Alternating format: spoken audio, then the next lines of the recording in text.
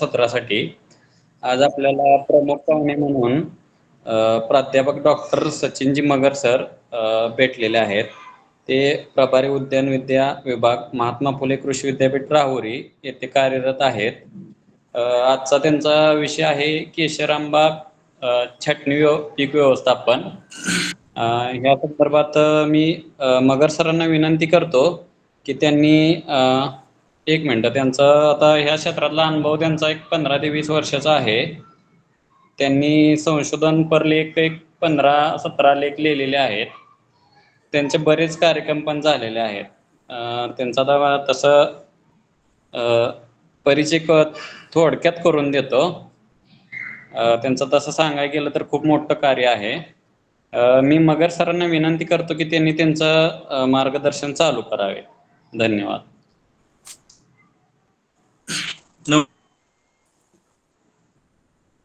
आवाज येतोय सर्वांना? हो येतोय सर. हो येतोय ना? होय. नमस्ते सर्वांना, नमस्कार. पाटील साहेबांचा जवळपास मला असं वाटतं एक 15 ते 20 दिवसापूर्वी मला फोन आलेला आणि अचानक आज त्यांचा फोन आला. नेमका त्यानंतर फोन आल्यानंतर त्यांचा नंबर काही माझ्याकडे सेव्ह नव्हता. त्यानंतर मग आज दुपारी त्यांनी रिक्वेस्ट केली आज संध्याकाळी जॉईन होऊ, पण मी विद्यापीठातून नगरला यायला मला वेळ लागतो आणि वेळ लागल्यामुळे मलाच तुमच्या मीटिंगला जॉईन व्हायला वेळ लागला. त्याबद्दल मीच म्हणजे तुमच्याकडे थोडीशी दिलगिरी व्यक्त करतो आणि माझी सुरुवात करतो.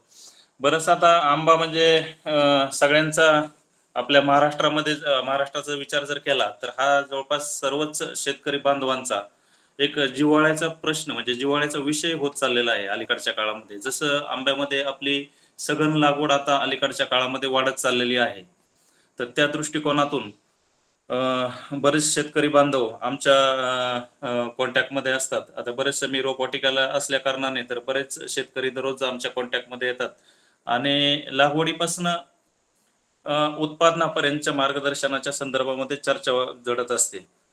पण बऱ्याच वेळा मला असं दिसतं की म्हणजे जे काही तंत्रज्ञान विद्यापीठाने शिफारशीत केलेलं आहे किंवा अजून कुठल्या भारत सरकारच्या संशोधन संस्थेने शिफारशीत केलेलं आहे, तर त्यापेक्षा वेगळे नवनवीन प्रयोग शेतकरी बांधव आपले करत असतात.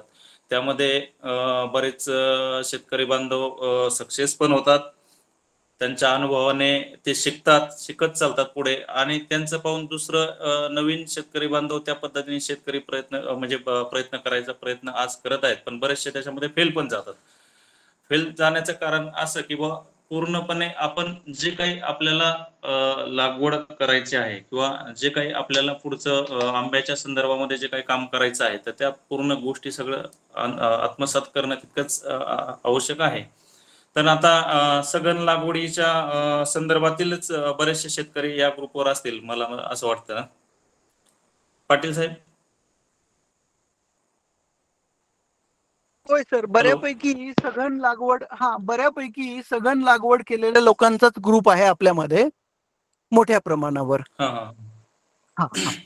तर सघन लागवडीच्या संदर्भामध्ये ह्या वर्षीच आमची एक शिफारस पास होते. म्हणजे आजच अकोला कृषी विद्यापीठामध्ये आमची कृषी संशोधन बैठक चालू झालेली. तर त्यामध्ये 5x4 आणि 4x3 या संदर्भात शिफारस महात्मा फुले कृषी विद्यापीठ राहुरी येथून यावर्षी पारित होईल या संदर्भातच. आणि बरेचसे शेतकरी बांधव काय करतात किंवा बरेच 3 म्हणजे अंतर जे आहे लागवडीचं त्यांचं, तर त्यापेक्षाही बरंचसं क्लोज डिस्टन्स त्या ठिकाणी ठेवलेलं दिसतं आणि बऱ्यापैकी मेंटेन त्या ठिकाणी होत नाही ते.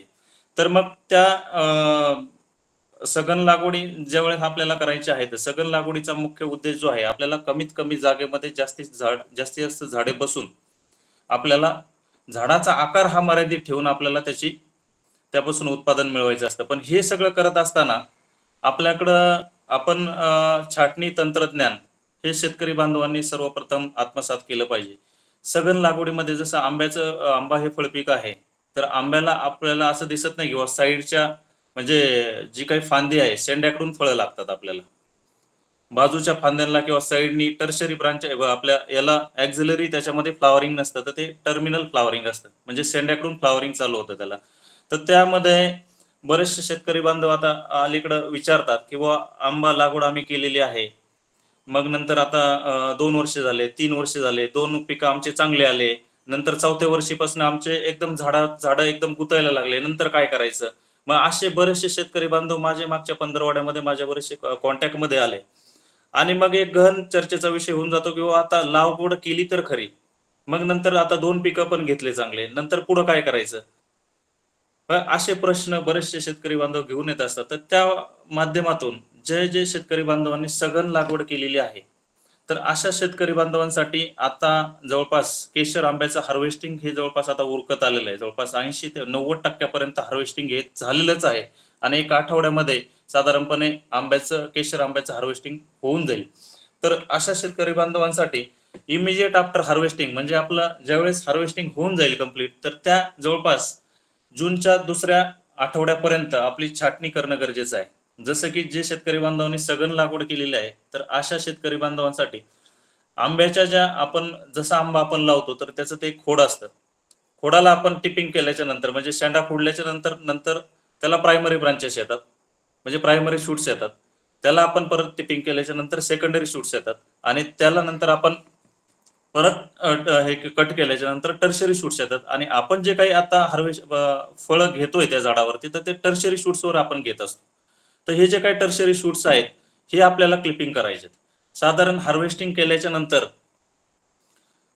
झाल्याच्या नंतर इमिजिएट आफ्टर हार्वेस्टिंग आपल्याला टर्शरी शूट्स हे 10 ते 15 सेंटीमीटर पर्यंत आपल्याला वरून शेंड्याकडून खाली कट करायचे.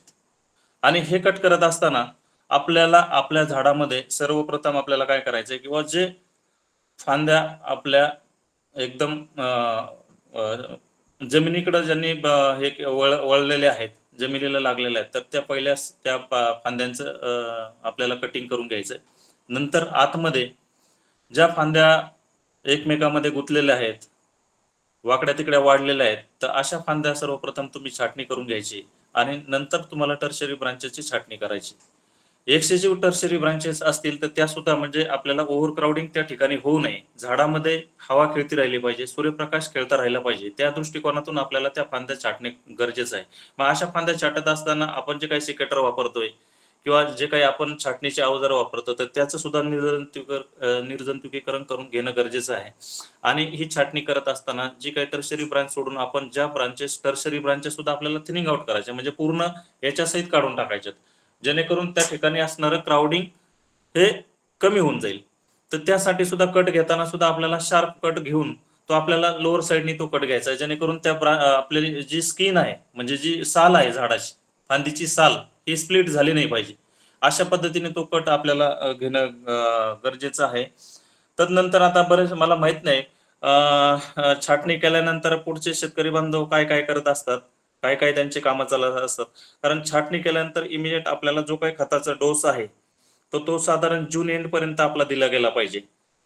आणि बेसिकली केशर आंबा जो आहे तो बऱ्यापैकी अल्टरनेट बेरिंग मध्ये पण आपल्याला आलेला दिसतो, अल्टरनेट बेरिंग त्याच्यामध्ये आपल्याला आलेलं दिसतं. तर त्या दृष्टिकोनातून बी कल्टरचं ऍप्लिकेशन म्हणजे पॅक्लोबिट्रॉलचं ऍप्लिकेशन सुद्धा बरेचसे शेतकरी बांधव करत असावेत. तर हे करत असताना छाटणी, खताचं ऍप्लिकेशन आणि नंतर कल्टरचं ऍप्लिकेशन, जसं की आपलं सघन लागवड आहे, तर ह्या सघन लागवडीमध्ये आपल्याला झाडाची वाढ ही मर्यादित ठेवणं तितकं आवश्यक असून आंब्याचं जे झाड आहे त्या झाडामध्ये पूर्णपणे सूर्यप्रकाश कसा खेळता राहील अशा पद्धतीने छाटणी करणं तितकंच आवश्यक आहे. कारण जेवढा सूर्यप्रकाश आंब्याच्या झाडामध्ये खेळता राहील तेवढं आंब्याच्या झाडाकडून आंब्याच्या झाडाच्या याच्यामध्ये अन्नद्रव्याचा साठा तेवढाच तितका होणार आहे आणि रोगकिडीचा प्रादुर्भाव त्या ठिकाणी सुद्धा कमी होऊन आपल्याला नेक्स्ट इयरचं उत्पादन घेण्यासाठी सुद्धा तितकंच महत्वाचं ठरणार आहे. खता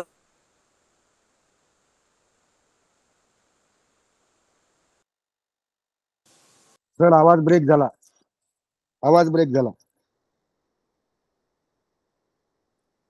ठीक आहे, रेंज गेलेली आहे. जून एंड किंवा जुलैच्या पहिल्या आठवड्यामध्ये.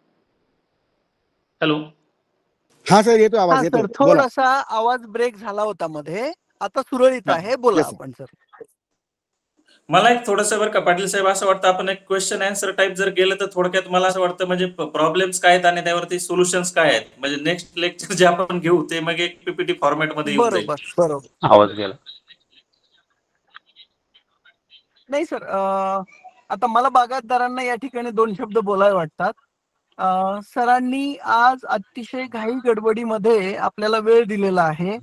मध्यंतरी मी पण 8 दिवस झालं कोकणातल्या प्रवासात होतो. माझा संपर्क झाला नाही सरांशी आणि सरांनी मला अगोदरच सांगितलं होतं, की पाटील साहेब माझी काही पीपीटी वगैरे तयार नाही. पण मी म्हटलं, की ज्या पद्धतीनं क्लासरूममध्ये आपण बोलतो, त्या पद्धतीने फांद्या, पानं, मोहर धरणाऱ्या फांद्या, त्याचं स्टोरेज, ह्या सगळ्या विषयावर तोंडी आपण मार्गदर्शन करा आणि त्यानंतर म्हणजे आपण क्वेश्चन आन्सर आवर ठेवूया.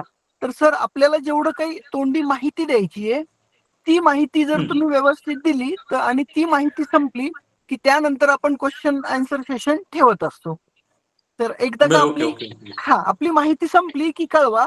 मग एक एक बागायतदार ओळीने हात वर करतात आणि जसे जसे प्रश्न असतील तशा तशा पद्धतीने आपण मग ते समोर घेऊन त्यांचं समाधान करण्याचा प्रयत्न करतो. ओके ओके ओके ठीक. चालेल. म्हणजे ओके. आता ह्या ठिकाणी खताचा प्रश्न आल्याच्या नंतर बरेचसे बागायतदारांना प्रश्न पडला असेल की बाबा खताचा डोस किती असावा, काय असावा, कसा असावा.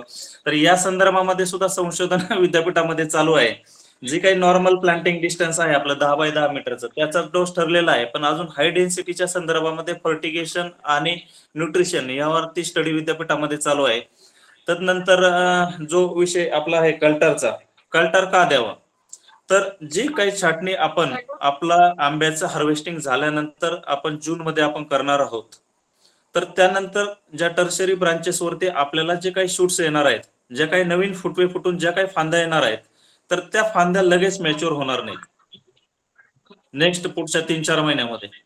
आणि मग त्या फांद्या मॅच्युअर न झाल्या कारणाने मग आपल्याला पुढच्या वर्षी आंब्याचं 30% आंबा येतो, 70% आंब्याला फळं येत नाहीत.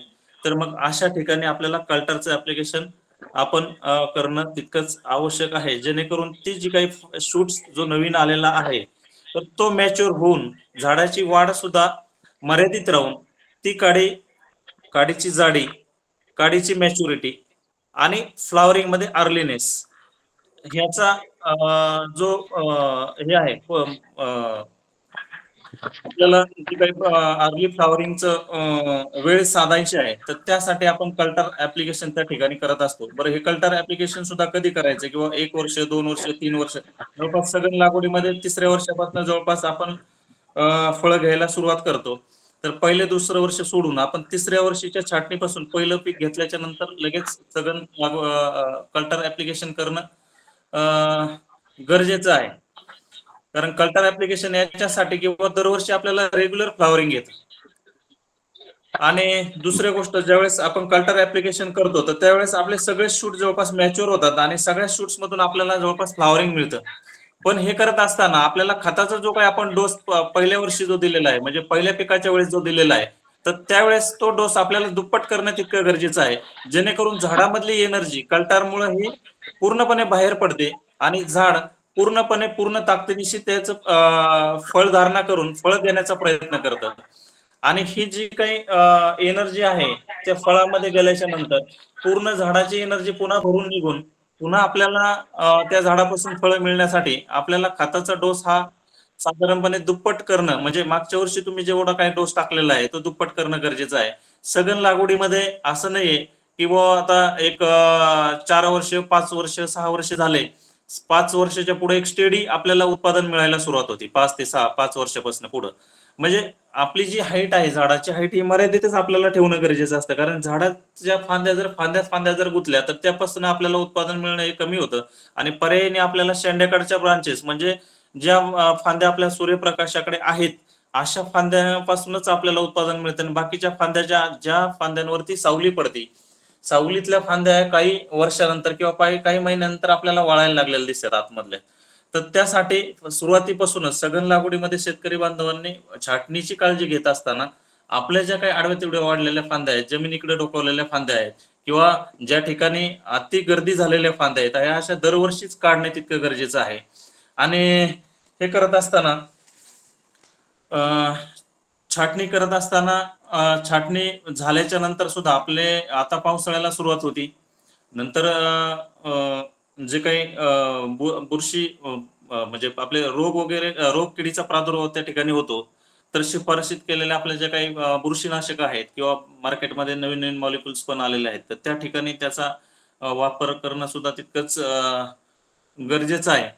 आणि छाटणी सुद्धा लवकरात लवकर करून पुढच्या पिकासाठीचं नियोजन सुद्धा आता करणं तितकंच गरजेचं आहे असं मला वाटतं.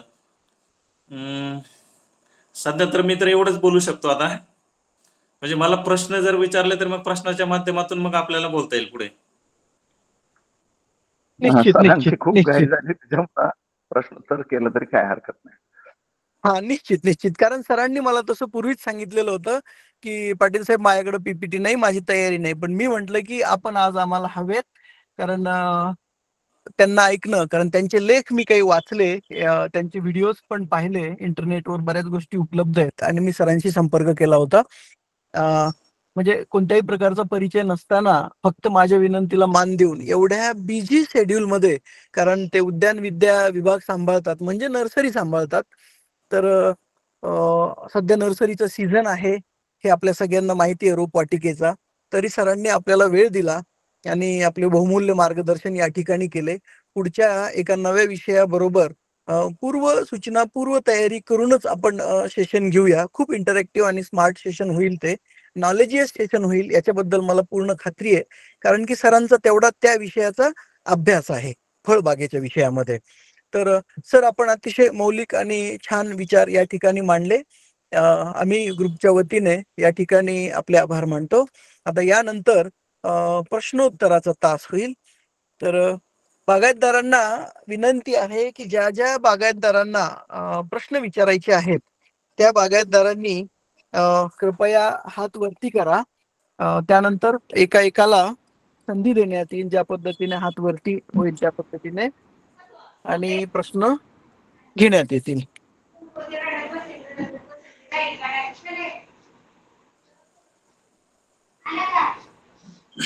श्रीयुत चंद्रकांत देवकते सरांचा हात वरती आहे आणि समोर.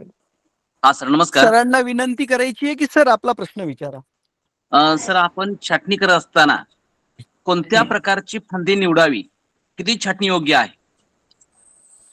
आता आपली फळावरची झाडं जर असतील तर फळावरची झाडं आपले ज्या ठिकाणी आपला बहार येऊन गेलेला आहे, ज्या फांदीवरती आपली कैरी आपण हार्वेस्ट केलेली आहे किंवा आंबा ज्या फांदीवरचा आपण हार्वेस्ट केलेला आहे, तर अशी फांदी आपण हार्वेस्ट म्हणजे छाटणी करणं पहिलं गरजेचं आहे.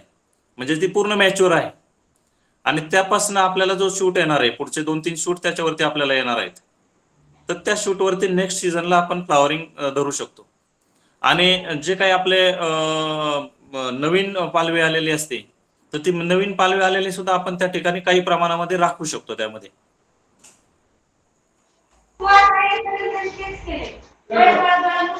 आणि ही छाटणी करत असताना जे आपण सेंटर ओपनिंग जे म्हणतो ना झाडाचं, म्हणजे झाडाचा जो वरचा भाग आहे तो जवळपास एक शेंड्याकडचा वरचा भागातल्या आपल्याला 2 ते 3 फांद्या 2-3 फांद्या आपल्याला काढणं गरजेचं आहे. त्याचं थिनिंग करणं गरजेचं आहे, जेणेकरून सूर्यप्रकाश हा पूर्ण झाडामध्ये पसरू शकतो, झाडामध्ये पूर्ण हवा खेळती राहू शकते.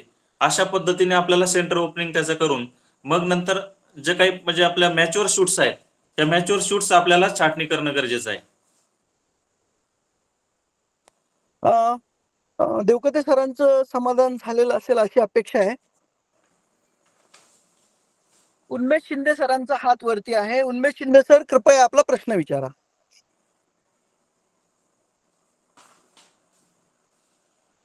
सर जय हिंद, मी उन्मेष शिंदे औरंगाबादून बोलतोय. सर माझी आंब्याची हार्वेस्टिंग जी आहे ही मार्च मध्ये झाली, एप्रिल मध्ये झाली आणि मे मध्ये झाली. त्यावेळेस मी मोहरा समोरची काडी जेव्हा आंबा निघला तिथून ती काडी कट केली आंबा उतरवतानाच. आता तिथून काही नवीन शूट्स आलेत. ओके. आणि आता त्या शूट वरती आता परिपक्व होण्यासाठी अजून त्याला 1-2 महिने तरी लागतील. तर कल्टर मी मागच्या वेळेस मी कल्टर जून मध्ये दिलं होतं, जुलै मध्ये दिलं होतं आणि ऑगस्ट मध्ये दिलं होतं. पण मोहर एकदाच आला होता.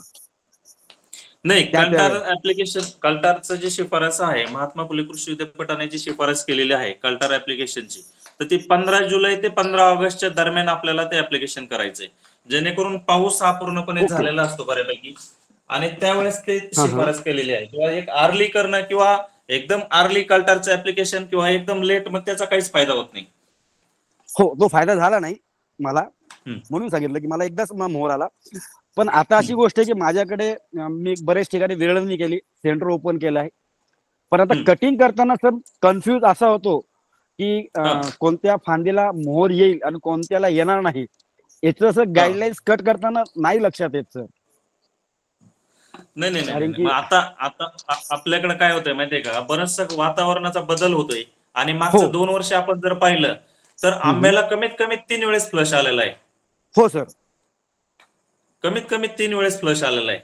अगदी तर मग बरोबर. अशा याच्यामध्ये काय होतं की बाबा तुमचा आंबा मार्च मध्ये उतरला, नंतर एप्रिल मध्ये उतरला, नंतर मे मध्ये उतरला, तर याच्यामध्ये कन्फ्युजिंग राहू शकतं. तर मग आपल्याला आपल्या व्हिज्युअल, आपण आय व्हिजन जे म्हणतो, तर त्या पद्धतीमध्ये काय करायचं, किंवा जी काडी पूर्णपणे मॅच्युअर झालेली आहे आपली, आणि ह्या काड्या सगळ्या हा, मॅच्युअर झालेल्याच असतात, तर ज्या मॅच्युअर झालेली काडीच आपल्याला हार्वेस्ट हे करायचं, काय करायचं, प्रुनिंग करायची.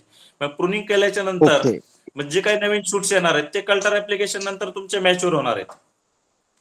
अच्छा, आणि जे शूट्स तुमचे मॅच्युअर होणार आहेत तर त्याच्यावरतीच तुम्हाला फ्लावरिंग येणार आहे. ओके. कारण की हे प्रश्न सगळ्यात अवघड प्रश्न असतो, कारण की ते कल्टर दिल्यानंतर कोणाला मोहर येणार आणि कोणाला नाही येणार, ही पालवी तुम्ही कट करताना जे सांगितलं हे योग्य आहे सर. बरोबर. कारण ओके सर, कल्टरचं कामच ते आहे की बुवा कल्टरचं कामच एक आहे की बुवा ती जी काही फूट आलेली आहे तुमच्या प्रुनिंग नंतर जी फूट येते किंवा छाटणीनंतर जी फूट येते, जो शूट येतो तो मॅच्युअर करणं, ती काडी जाड करणं, आणि ती काडीला मोर म्हणजे कल्टरचा एक अजून एक उपयोग असा आहे किंवा अर्ली फ्लावरिंग.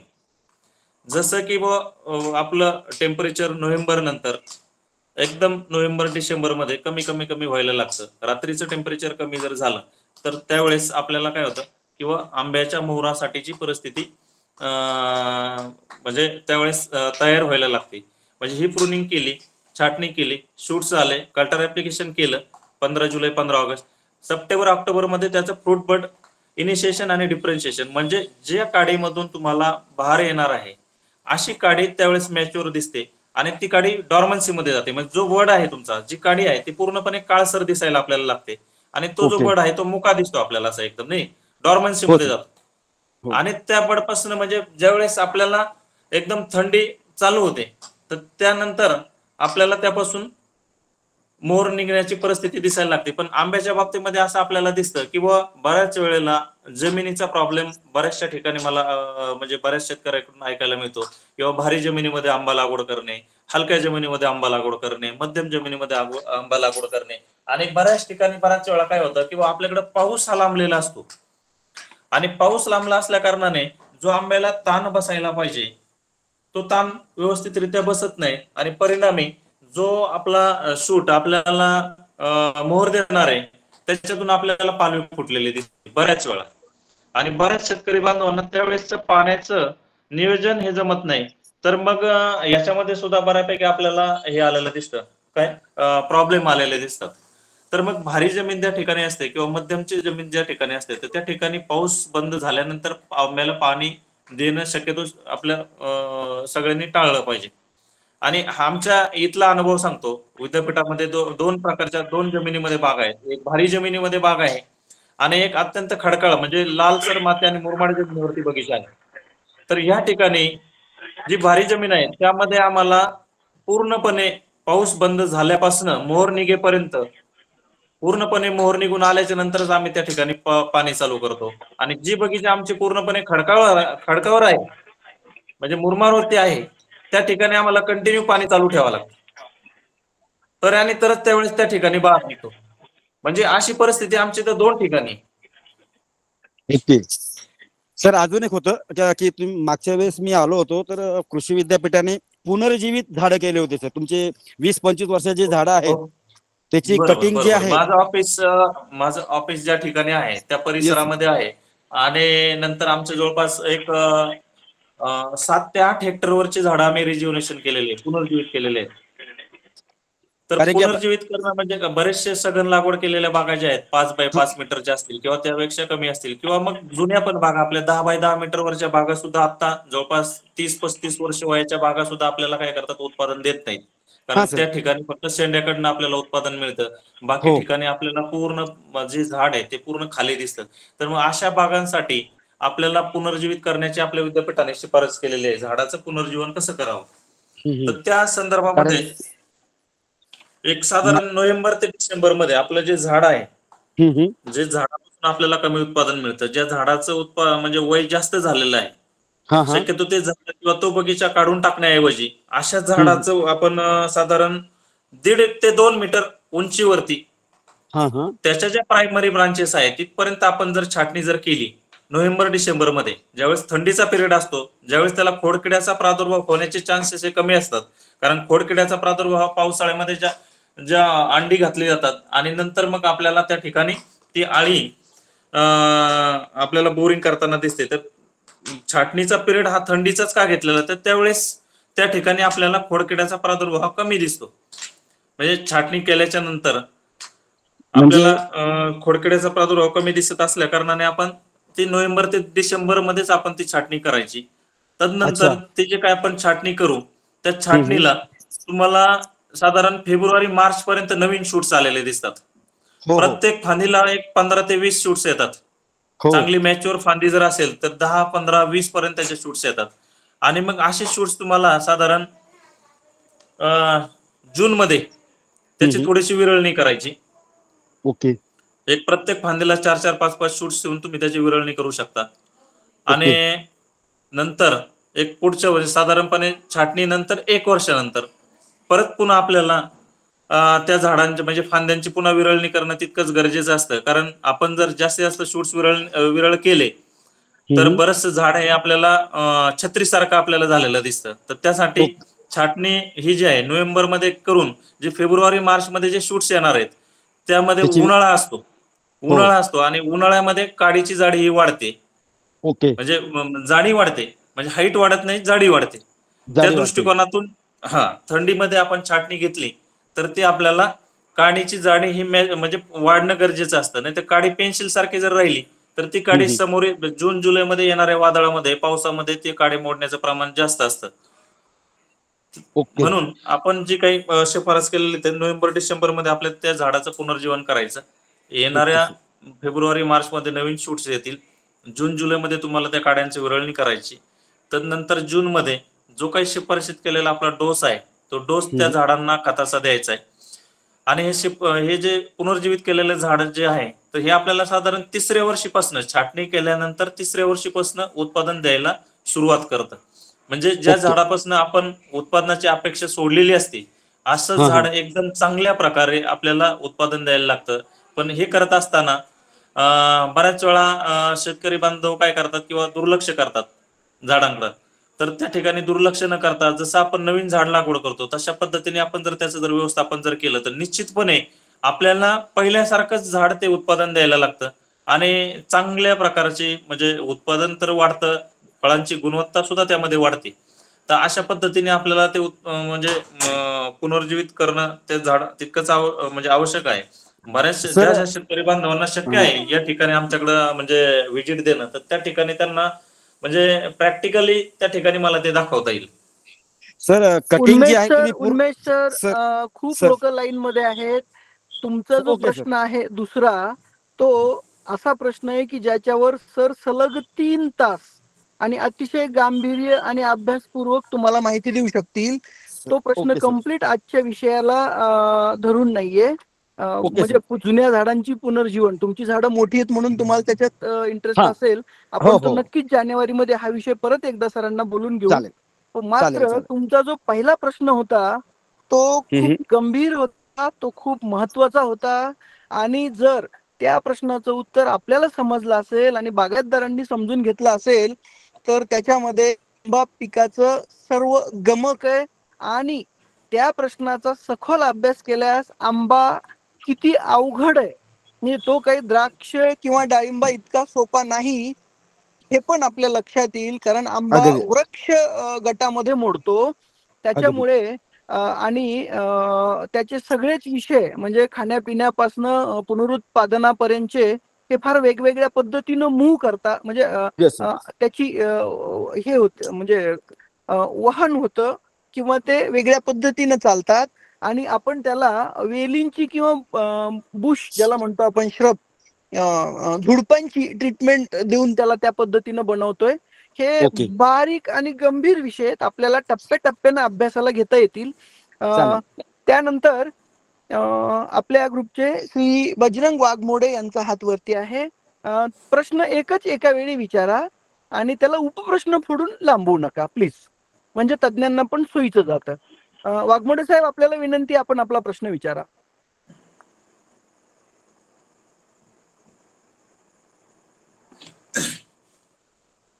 हॅलो. हा, नमस्कार सर. मी बजरंग वाघमोडे बोलतोय.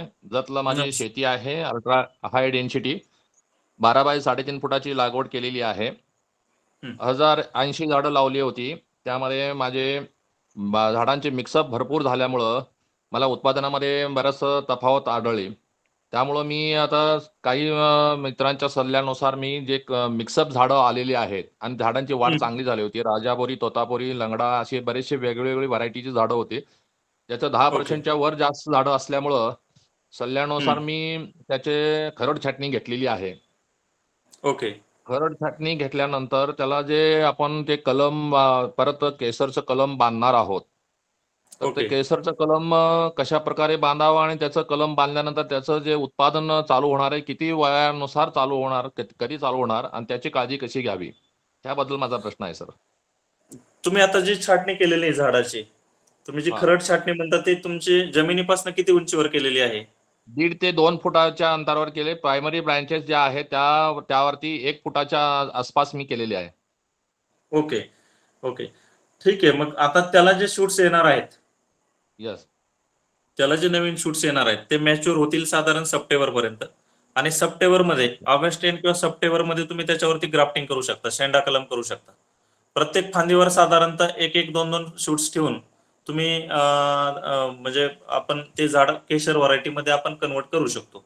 अशा पद्धतीने एक ऑगस्ट सप्टेंबर मध्ये, ऑगस्ट एंड ते सप्टेंबर, अच्छा, सप्टेंबर मध्ये तुम्ही त्याचं कलम करू शकता त्यावरती. अच्छा अच्छा. मग त्या कलमाची जी मजबूती आहे किंवा त्याला काळजी घ्यावी लागणारी आहे, कारण ते मेन खोड जे आहे ते मजबूत असणार आहे आणि ज्याला लागणारे शूट जे आहे ते वीक असणार आहे. त्याची काय मग स्पेशल काळजी घ्यावी लागणार किंवा त्याला? निश्चित त्याच्यामध्ये काय होतं माहितीये का, जे काही शूट्स येणार आहेत तर ते आता प्रत्येक फांदीवरती तुम्हाला असं दिसेल, ज्यावेळेस तुम्ही खरड छाटणी घेतली आणि आता ज्यावेळेस शूट्स यायला चालू होईल तर त्यावेळेस त्याला ती 4-4, 5-5 शूट्स येतील. पण तुम्हाला वेळीच आता पुढच्या महिन्याच्या एंड पर्यंत, साधारण म्हणजे जुलै एंड पर्यंत ते जे काही शूट्स निघतील ते विरळ करणं गरजेचं आहे. त्यावरती 1, 2 ते 3 किंवा 2 मॅक्झिमम प्रत्येक फांदीवरती शूट्स ठेवणं गरजेचं आहे. 2-3, 2-3 असे. मग ते शूट्स लवकर मॅच्युअर होतील आणि ते शूट्स मॅच्युअर झाले का त्यावरती तुम्हाला काय करायचं, फक्त ग्राफ्टिंग करायचं. आणि ग्राफ्टिंग केल्याच्या नंतर ज्यावेळेस तो ग्राफ्ट चांगला फुटेल, चांगला फुटून येईल, चांगली म्हणजे त्याची फांदीची जाडी ज्यावेळेस वाढायला चालू होईल असं दिसेल, तर त्यावेळेस तुम्हाला जी काही पट्टी आहे, कलमपट्टी, ती कलमपट्टी तुम्हाला सोडणं तितकंच लवकर गरजेचं आहे. नाही तर अन्यथा ती कलमपट्टी त्या याच्यामध्ये रुतून बसते आणि मग नंतर फांदीवरती वाढत चालते. खालची पण फांदी त्याला सपोर्ट करत असते आणि मधला जो भाग आहे जिथे कलमपट्टी बांधलेली आहे, जो कलम जोड आहे, तो एकदम वीक होत जातो, एकदम छोटा होतो. आणि मग कालांतराने काय होतं, वाऱ्याच्या याच्यामध्ये पूर्ण तो जो कलम केलेला आहे तो पूर्ण मोडून जातो. अच्छा. तर मग हे पण काळजी आपल्याला तितकंच घेणं गरजेचं आहे. त्याला ऍडिशनल असा सपोर्ट लावण्याची काही आवश्यकता वाटत नाही. पण ज्यावेळेस तो शूट्स तुम्ही आता ज्यावेळेस तुमचं कलम होईल, कलम फुटून येईल आणि 1 जानेवारी-फेब्रुवारीच्या दरम्यान त्याला परत तुम्हाला पिंचिंग करणं गरजेचं आहे. कारण ती फांदी सरळ जर वाढली तर ती फांदी परत वाऱ्याने मोडणार आहे. ती फांदी टॉप करून तुम्हाला परत त्यापासून आपल्याला पुन्हा प्रायमरी, पुन्हा सेकंडरी, पुन्हा टर्शरी असं करून त्या झाडाची कॅनॉपी डेव्हलप करून घ्यायची. बरोबर बरोबर, ठीक आहे सर. धन्यवाद धन्यवाद. श्री वाघमोडे सरांचं समाधान झालेलं असेल. त्यानंतर श्री संदीप कुरे सर, कृपया आपला प्रश्न विचारा. सर नमस्कार. मी संदीप कुरे. आमची 2.5 वर्षाची बाग आहे केशरची. 12 बाय 6 लागण आहे. मागच्या वर्षी विदाउट कल्टरचा थोडंसं माल आलता आंब्यावरती. ज्या आंब्यांना माल आलता त्या आंबे थोडेसे असे साईडला फांद्या वगैरे जाऊन जमिनीला वगैरे टेकले होत्या. त्या जमिनीपासून हम्म. किती उंचावर कट कराव्यात, आणि वाघमोडे सरांनी सांगितल्याप्रमाणे आमच्या पण बागेमध्ये थोडे मिक्स झाडे आलेले आहेत. ते झाडे कशी ओळखायत व त्याची छाटणी कशी घ्यावी?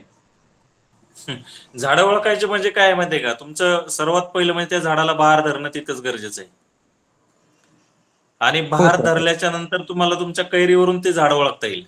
किंवा एक केशरचं झाड आहे, तोतापुरीचं आहे, लंगडाचं आहे, आम्रपाली आहे, मल्लिका आहे, कुठलं आहे काय, म्हणजे समजा केशर सोडून जी कैरी तुम्हाला वेगळी त्या ठिकाणी दिसेल ते झाड वेगळी व्हरायटी. मग अशी झाडं तुम्हाला म्हणजे त्या ठिकाणी मार्क करून ठेवावं लागतील, आणि मग नंतर त्यावरती तुम्हाला छाटणी करून घ्यावं लागेल.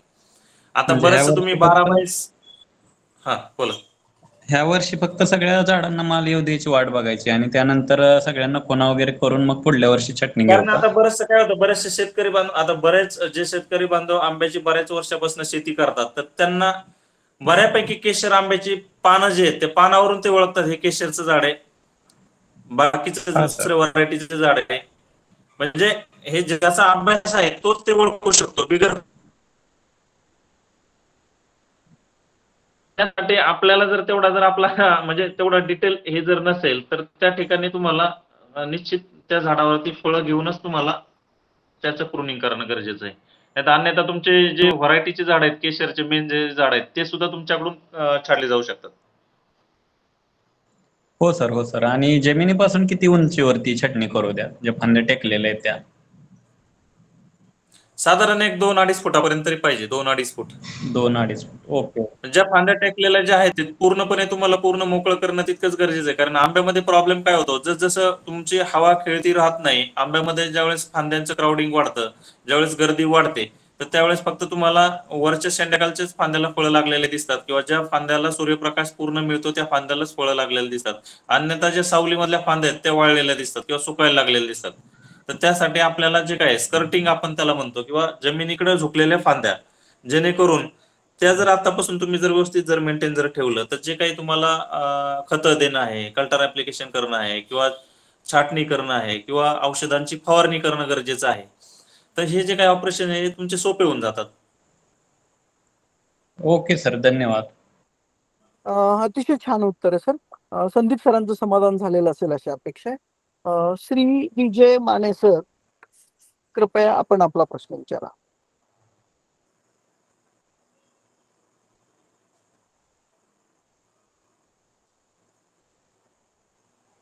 हॅलो, नमस्ते सर. नमस्ते सर. हा नमस्ते, बोला. सर, विषय असा आहे, या वर्षी जवळजवळ 80% बाग थ्रिप्स आणि तुडतुडा यामुळं माझी फेल झाली. आता छाटणी केलेली आहे. छाटणी केल्यावर सुद्धा बागेवरती थ्रिप्स आणि तुडतुडा मला दिसतोय. ब्लू कॉपर आणि बुरशीनाशक एक घेतलंय, तरी पण तो तुडतुडा काही अद्याप तर हटलेला नाही. आपली लागवड जी आहे ते किती बाय किती अंतरावर केलेली आपण? 4x12 सघन लागवड आहे, आणि विरळणी 12 फूट 2 ओळीतलं 4 फूट 2 झाडातलं अंतर आहे. बरोबर.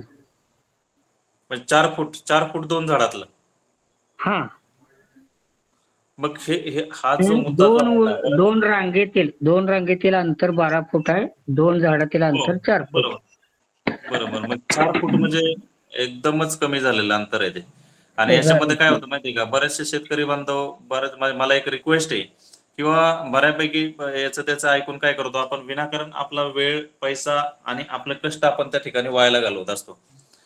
तर ह्या अंतरावरती आपण जर लागवड जर केलेली जर असेल, तर निश्चितच म्हणजे ते आपल्याला रोगकिडीचा प्रादुर्भाव त्या ठिकाणी वाढणारच आहे.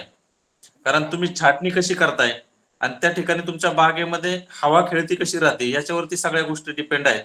आणि बागेमधील झाडांना सूर्यप्रकाश किती मिळतो हे सुद्धा तितकंच महत्वाचं आहे. लागवड केलेली आहेच, तर म्हणजे जे काही आपण आता छाटणी केल्याच्या नंतर आपल्याला सर्वप्रथम जे काही आपले कॉन्टॅक्ट आणि सिस्टेमिक फंजिसाइड आहे, जसं की आपण M45 घेतो, 22 घेतो, किंवा ब्ल्यू कॉपर घेतो, कॉपर ऑक्साईड घेतो, अजून बोर्डेक्स मिक्सर असेल, असं बऱ्याच वेळेला आपण याची छाटणीनंतर फवारणी करणं गरजेचं आहे. तदनंतर जे काही फूट येते त्यावरती थ्रिप्स, जसं आमच्याकडे आम्ही नर्सरीमध्ये कलम केल्यानंतर जी कोवळी फूट असते त्या कोवळ्या फुटीवरती थ्रिप्सचा प्रादुर्भाव आपल्याला दिसतो आणि ते पानं असे वळलेले दिसतात, एकदम वळकुटी झालेली दिसते पानांची, ते पानं काही कालावधीनंतर गळून पडतात. तर हे होऊ नये तर त्यासाठी आपल्याकडं ऍक्ट्रा सारखं हे आहे, ऍक्ट्रा म्हणजे थायमिथॉक्झम 40% किंवा टाटामिडा इमिडाक्लोप्रिड 17.8%, हे किंवा ट्रेसर आहे स्पिनटॉर म्हणजे स्पिनेसॉड, त्याला 40-45% आपण म्हणतो. तर हे जे काही कीटकनाशक आहे, तर हे कीटकनाशकाच्या प्रॉपर डोस मध्ये आपण जर फवारणी जर केली तर साधारण आता मी जे कीटकनाशकांचे नाव सांगले, ऍक्ट्रा 0.4 ग्रॅम किंवा स्पिनटॉर 0.4 ग्रॅम 4 ml किंवा टाटामिडा किंवा त्यालाच वेगळं नाव कॉन्फिडर आहे, तर ते 0.4 ml याप्रमाणे आपण जर फवारणी जर केली तर निश्चितपणे तुमचा तुडतुडे आणि याचा थ्रिप्सचा प्रादुर्भाव निश्चितच कमी होऊन जाईल. ठीक आहे सर, धन्यवाद.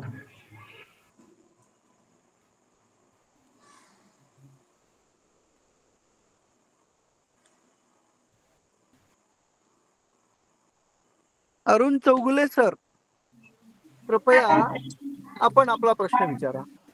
हा सर, नमस्कार सर. मी नमस्ते.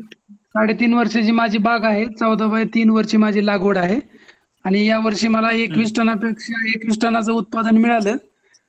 परंतु माझा असा प्रश्न आहे की छाटणी हो सर, या वर्षी मी छाटणी अजून केलेली नाही. छाटणी कशी करावी आणि करणे गरजेचे आहे का? आणि छाटणी केल्याच्या नंतर बोर्डो पेस्ट, चुना, मोरचूत या प्रकारची करणं गरजेचं आहे की ती रेडीमेड काव केली तरी चालेल? आणि छाटणी करणे गरजेचीच आहे का, असे माझे प्रश्न आहेत. कारण काही व्हॉट्सअप ग्रुपवरती छाटण्याची आवश्यकता नाही वगैरे असे मेसेज येतात, परंतु बाग आपल्याला जास्त दिवस पण टिकवायची आणि उत्पादन पण चांगलं घ्यायचंय, म्हणून थोडंसं मार्गदर्शन मिळावं. मी पहिल्यांदाच बाग लावलेली आहे आणि 3.5 वर्षाची माझी बाग. तुमचा प्रश्न एकदम रास्त आहे. 14/3 म्हणजे साधारण 4.5 मीटर पर्यंत तुमचं 2 ओळीतलं अंतर आणि 1 मीटर 2 झाडातलं अंतर आहे. हो सर. मग तुमची बगीचा 3.5 वर्षाची. माझा एक प्रश्न असा आहे की जे झाडं तुमचे 3.5 वर्षाचे आहेत तर ते झाडं घुसलेले असतील आता? हो सर, हो. बऱ्यापैकी. मग असं जर असेल तर तुमच्या झाडाचं हो म्हणजे सर. पूर्णपणे एक आपण जी ओळ आहे तर त्या ओळीमध्ये ह्या ओळीतून त्या ओळीमध्ये हवा जाण्यासाठी सुद्धा प्रॉब्लेम येत असणार आहे. अशा हो परिस्थितीमध्ये तुम्हाला छाटणी करणं अत्यंत गरजेचं आहे. तुमचं हार्वेस्टिंग जर झालं असेल तर तुम्ही इमिजिएट त्या छाटणी करू शकता आणि तुमच्या झाडाची जी हाईट आहे साधारणपणे 1.5 ते 2 मीटर पर्यंतच राहिली पाहिजे. अशा मापामध्ये तुम्हाला तुमच्या झाडाची कॅनॉपी मॅनेजमेंट करणं तितकंच गरजेचं आहे. ज्या फांदीवरती तुम्ही फळं धरलेली होती त्या फांद्यांची पूर्णपणे साधारण एक 10 ते 15 सेंटीमीटर वरती तुम्ही इमिजिएट छाटणी करून घ्या. आणि बऱ्याचशा फांद्या म्हणजे अनवॉन्टेड फांद्या आपण जे म्हणतो तर त्या फांद्यांचं सुद्धा थिनिंग करणं, त्या ठिकाणी विरळणी करणं आपल्याला गरजेचं आहे. अशा फांद्या सुद्धा तुम्ही इमिजिएट विरळणी करून आणि शेंड्याकडच्या फांद्याचं, ज्या फांद्याला आपण फळं धरले अशा फांद्याचं तुम्ही म्हणजे कटिंग करून जे काही आपली साधी बुरशीनाशक आहेत, साप पावडर, ब्ल्यू कॉपर, ब्लायटॉक्स, 22 अशा किंवा आता मी जे काही इन्सेक्टिसाइडचे नावं सांगितले या कॉम्बिनेशन मध्ये तुम्ही त्यांची फवारणी 1, 2, 3 फवारणी घेऊ शकता. तदनंतर आपण जे बोर्डो पेस्टचा जो विषय काढला तर बोर्डो पेस्ट ही सुद्धा तितकीच महत्वाची आहे, पण ही पावसाळ्यामध्ये आपण करत नाही. शक्यतो ही उन्हाळ्यामध्ये आपण करतो. ज्यावेळेस आपला बहार निघतो जानेवारी फेब्रुवारी मध्ये त्यावेळेस आपण बोर्डो पेस्ट करत असतो झाडाला. पावसाळ्यामध्ये आपण बोर्डो पेस्ट लावत नाही. अच्छा, ठीक आहे. ठीक आहे. चौगुले सरांच्या बागेचे फोटो व्हिडिओ त्यांनी पाठवले होते. सर, आपली बाग खूप दाटी झालेली आहे. प्रवासात असल्यामुळे मी आपल्याला फोन नाही करू शकलो. आपण खूप अभ्यासपूर्वक आपल्या बागेची छाटणी घेणं गरजेचं आहे. आणि सगळ्या बागायतदारांना मला एक विनंती करायची आहे की इस्रायल पद्धत, अतिघन, अल्ट्रा डेन्स हा जो प्रकार आहे ना हा खूप फसवा आहे. आता सर बोलले आपल्याला 3 फूट अंतर. मला त्या अनुषंगानेच बोलायचं आहे की बोला. आता बरेचसे शेतकरी बांधव माझ्याकडे येतात आणि मला इस्रायल पद्धत कोणालाच माहित नाही. इस्रायल मध्ये एक हजार हेक्टर क्षेत्र एक माणूस मॅनेज करतो, कारण त्या ठिकाणी पूर्णपणे मॅनेजमेंट आहे. म्हणजे फर्टिगेशन असेल, इरिगेशन असेल, छाटणी असेल, हार्वेस्टिंग असेल, स्प्रेइंग असेल, सगळ्या गोष्टी पूर्ण ऑटोमेशन आहेत. त्या ठिकाणी ती गोष्ट शक्य होऊ शकते. आपल्याकडे त्या गोष्टी म्हणजे शक्य होणार नाहीत. आणि मग बऱ्याचशा याच्यामध्ये आपण अट्टहास करतो किंवा एकरामध्ये जवळपास 500 600 झाडं लावणारे सुद्धा शेतकरी वर्ग म्हणजे माझ्यापर्यंत येऊन पोहोचलेला आहे. आणि मग अशा परिस्थितीमध्ये मग बरेचसे म्हणजे मग एकदा उत्पादन येतं दुसऱ्या वर्षीपासून बऱ्याचशा शेतकरी बांधवांनी बागा काढल्याचे सुद्धा शेतकरी बांधव आपल्याला सांगतात. तर मग अशा ठिकाणी ज्या शेतकरी बांधवांनी विनाकारण खर्च केलेला आहे तर मग त्या ठिकाणी पूर्णपणे बगीचा काढून टाकण्याऐवजी आपण मधली झाडं काढून टाकू शकतो. एक व्यवस्थित अंतर 2 झाडात आणि 2 ओळीमध्ये मेंटेन करून आपण परत त्या झाडापासून उत्पादन घेऊ शकतो. अशा पद्धतीने सुद्धा आपल्याला प्रयत्न करायला काही हरकत नाही. कलम विकणाऱ्या काही तज्ञांच्या मार्गदर्शनाखाली काही स्वयंघोषित कलमांचं विक्रीचं कमिशन खाणाऱ्या तज्ञांच्या मार्गदर्शनाखाली खूप मोठ्या प्रमाणावर बागायतदारांची फसवणूक होते. पण या ठिकाणी फसवणाऱ्याला आपण दोष देणार नाही. ज्याची फसवणूक होते तो पूर्ण अभ्यास करून माहिती घेऊन नियोजन करत नाही, अज्ञानामध्ये आणि लालसेपोटी तो मोहात अडकून जाऊ द्या काय 80 रुपये चाललेत कलमाचे असं म्हणून तो काम करतो आणि तिथे तो फसतो. नाही आताच्या काळामध्ये त्याच्यामुळे बागायतदारांनी आता स्पर्धेचं युग आहे, वातावरण बदलाचं युग आहे आणि आता शेतकरी बांधवांना प्रत्येक संकटाला सामना करावा लागतोय. तर अशा पद्धतीने अशा याच्यामध्ये आपण शेतीमध्ये एक व्यवसाय मधून आपण उतरतोय, एक शेती म्हणून आपण त्याकडे पाहत नाही. तर अशा याच्यामध्ये आपण शेतकरी बांधवांनी चौकस आपली बुद्धी ठेवली पाहिजे. आपल्या आजूबाजूला काय चाललंय किंवा आपल्या जिल्ह्यामध्ये काय चाललंय, तालुक्यामध्ये काय चाललंय, राज्यामध्ये काय चाललंय, अशा पद्धतीने सर्व याचा सर्वे करून अभ्यास करून ज्या शेतकरी बांधवांना लागवड करायची ठिकठिकाणच्या बागा पाहून आपले जे काही संशोधन केंद्र आहेत विद्यापीठाचे त्या ठिकाणी व्हिजिट करून शेतकरी बांधवांनी त्या पद्धतीने निर्णय घेणं तितकंच गरजेचं आहे असं मला वाटतं. अशा आता बागायतदारांच्या लक्षात आलं असेल की अशा प्रकारे फसव्या आणि रोप विकण्याच्या दृष्टिकोनातून मार्गदर्शन करणाऱ्या तज्ञांना आपण बळी पडता आणि त्याच्यामुळे आपलंच नुकसान होतं. बागायती सारखा बरेचसा माझा एक अनुभव असा आहे पाटील साहेब, रोपवाटिकेवाले सांगतात, रोपवाटिकेवाले बरेचसे प्रायव्हेट रोपवाटिकेवाले काय करतात की बघ नाही तुम्ही इस्रायल पद्धतीने लागवड करा, तुमच्या एकरामध्ये एवढे रोप बसतील, तुम्हाला पुढच्या वर्षीपासून एवढं टन उत्पादन चालू होईल, एवढ्या रुपये किलोने आंबा जाईल, एवढं हे होईल, एवढं ते होईल. पण त्यानंतर लागवडीनंतरचं तंत्रज्ञान कोणीच सांगत नाही. तुम्ही फक्त लागवड एवढ्या अंतरावर करा, एवढे झाडं बसवा, एवढं तुम्हाला हे मिळेल, ते आकडे फुगून दाखवले जातात आणि आपले शेतकरी बांधव त्याला बळी पडलेले दिसते. मला याच्यामध्ये सर शेतकऱ्यांचाच मोठा दोष दिसतो, कारण की आपल्या ग्रुपमध्ये पण अशी बरीच जण आहेत की ज्यांनी 3 आणि 4 फुटावर लागवडी केलेल्या आहेत आणि आता त्यांची सर्वात जास्त प्रश्न असतात. कारण विरळणी सुद्धा हे लोक विरळणी सुद्धा करत नाहीत सर. मग शेवटी सगळ्याच दृष्टिकोनातून बागायतदाराची चूक आहे. कमी अभ्यास, पुन्हा फसव्या तज्ञांचं मार्गदर्शन आणि लोभ. त्याच्यासाठी बागायतदारांनी स्वतःच्या हितासाठी दक्ष आणि जागरूक राहणं गरजेचं आहे. म्हणून आपण आपल्या प्लॅटफॉर्मवर या क्षणापर्यंत फक्त विद्यापीठाच्या लोकांना बोलवण्याला प्राधान्य देतो, कारण विद्यापीठांचं वर्षानुवर्षांचं अभ्यासाचं सार असतं त्यांच्याकडे. आज सर ज्या गोष्टी बोलले त्या गोष्टी तुम्ही याच्यापूर्वी ऐकलेल्या नसतील. बागायतदारांनी जागरूक होणं, तज्ञ जे की खरोखरच अभ्यासू आहेत आणि ज्यांचा मार्केटशी टच आहे अशा लोकांच्या मार्गदर्शनाखाली नियोजन करणं, ह्या सगळ्या गोष्टी बागायतदारांनी करायला पाहिजेत. अभ्यासपूर्वक करायला पाहिजे. चौगुले साहेब, तुम्हाला विरळणी मोठ्या प्रमाणावर करणं गरजेची आहे. तुमच्या फोटो व्हिडिओवरनं माझ्या लक्षात आलेलं आहे. आणि सरांनी जे आता मुद्दे सांगितले, ज्या डाळीला फळ आलं होतं ती पूर्ण काढून टाका, एकदम मोकळी बाग करा, जमिनीपर्यंत सूर्यप्रकाश जाईल अशी. शेवटी फळ तुम्ही जर या पद्धतीनं नियोजन केलं तर मिळणार आहे. नाही तर आताच माने साहेबांनी प्रश्न विचारला होता, थ्रिप्स कंट्रोल होत नाही. अहो, मे एंड मध्ये जर थ्रिप्स येत असेल तर त्याचं काय कारण असतं एका मिनिटात कळतं. कारण जिथं थंडी असेल, जिथं दाटवा असेल तिथंच रस शोषक कीड येते. तर त्याच्यासाठी अभ्यास, ज्ञान हे महत्वाचं आहे. तर मला वाटतं की चौगुले सरांचं समाधान झालं असेल. त्यानंतर शुभम लब्धे सर, आपला प्रश्न विचारा. नमस्कार सर. आता हा सर, माझी 12x7 वरची लागवड आहे. ह्या वर्षी पहिल्यांदा फळधारणा घेतलेली आहे. तर आता हार्वेस्टिंग संपलेली आहे, 1-2-4 दिवस झालं. तर छाटणीला सुरुवात केली, विरळणी बऱ्यापैकी केली आणि फळासाठी जी ओके. योग्य काडी त्याची छाटणी केलेली. तर आता ओके. 15 ऑगस्ट पर्यंत कल्टर घालण्याचं शिफारस आहे इथं.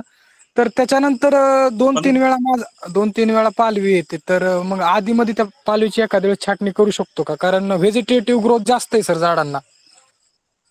नाही, मी तुम्हाला तेच सांगितलं की 15 जुलै ते 15 ऑगस्ट या दरम्यान ज्यावेळेस तुमचं कल्टर ऍप्लिकेशन होणार आहे आणि ज्या काही शूट्स तुमच्या मॅच्युअर होणार आहेत त्याच्यामध्ये जे काही एक्सेस झालेल्या ब्रांचेस आहेत तर त्याची सुद्धा तुम्हाला छाटणी आणि विळवणी करणं तितकंच गरजेचं आहे. कारण तुम्हाला फळ धरणारी काडी, आपण ज्या काडीवरती फळ धरणार आहोत ती काडी त्या ठिकाणी टिकून ठेवून बाकीची एक्सेस झालेलं जे व्हेजिटेटिव्ह प्लस आहे, व्हेजिटेटिव्ह शूट्स जे आहेत तर त्या काढून टाकणं सुद्धा तितकंच गरजेचं आहे.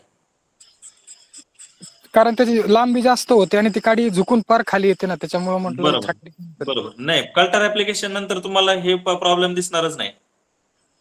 हो. म्हणजे कल्टर ऍप्लिकेशन केल्यानंतर जी काडीची लांबी आहे ती पूर्णपणे आखूड होऊन जाऊन ती काडी जाड होते जागेवरच. म्हणजे आता छाटणीपासून कल्टर ऍप्लिकेशन पर्यंत होईल तेवढीच ग्रोथ, त्याच्यानंतर स्टॉप होऊन जाईल. पण हे कल्टर ऍप्लिकेशन करत असताना सुद्धा तुम्हाला झाडाचा आडवा उभा व्यास मोजायचा आहे आणि रनिंग मीटर नुसार, रनिंग मीटरला जवळपास साधारणपणे 1 मिली 1 ते 1.5 मिली पर्यंतच तुम्हाला त्याचं ऍप्लिकेशन करायचं. कल्टरचं ओव्हर ऍप्लिकेशन सुद्धा व्हायला नको किंवा कमी ऍप्लिकेशन सुद्धा व्हायला नको. त्या सुद्धा गरजेच्या आहेत. आणि हे करत असताना तुम्ही जो काही मागच्या वर्षी डोस बागेला दिलेला आहे तर त्याच्या दुप्पट डोस हा खताचा तुम्हाला टाकणं तितकंच आवश्यक आहे. कारण बऱ्याचशा लोकांना, बऱ्याचशा शेतकरी बांधवांना हे लक्षात येत नाही किंवा नुसतं कल्टर दिलं तर भागतंय आणि त्याला खायला खाद्य काहीच घालायचं नाही.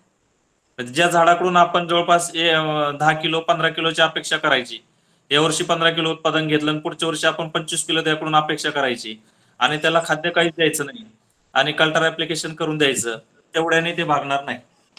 तर तुम्हाला निश्चितपणे जे शेतकरी बांधव सघन लागवडीकडे वळालेले आहेत, ज्यांच्या बागा कमी डिस्टन्स वरती आहेत, त्यांना दरवर्षी छाटणी ही हार्वेस्टिंग झाल्यानंतर इमिडिएट करणं तितकंच आवश्यक आहे आणि खताचा डोस सुद्धा तुमचा दुप्पट करणं तितकंच आवश्यक आहे.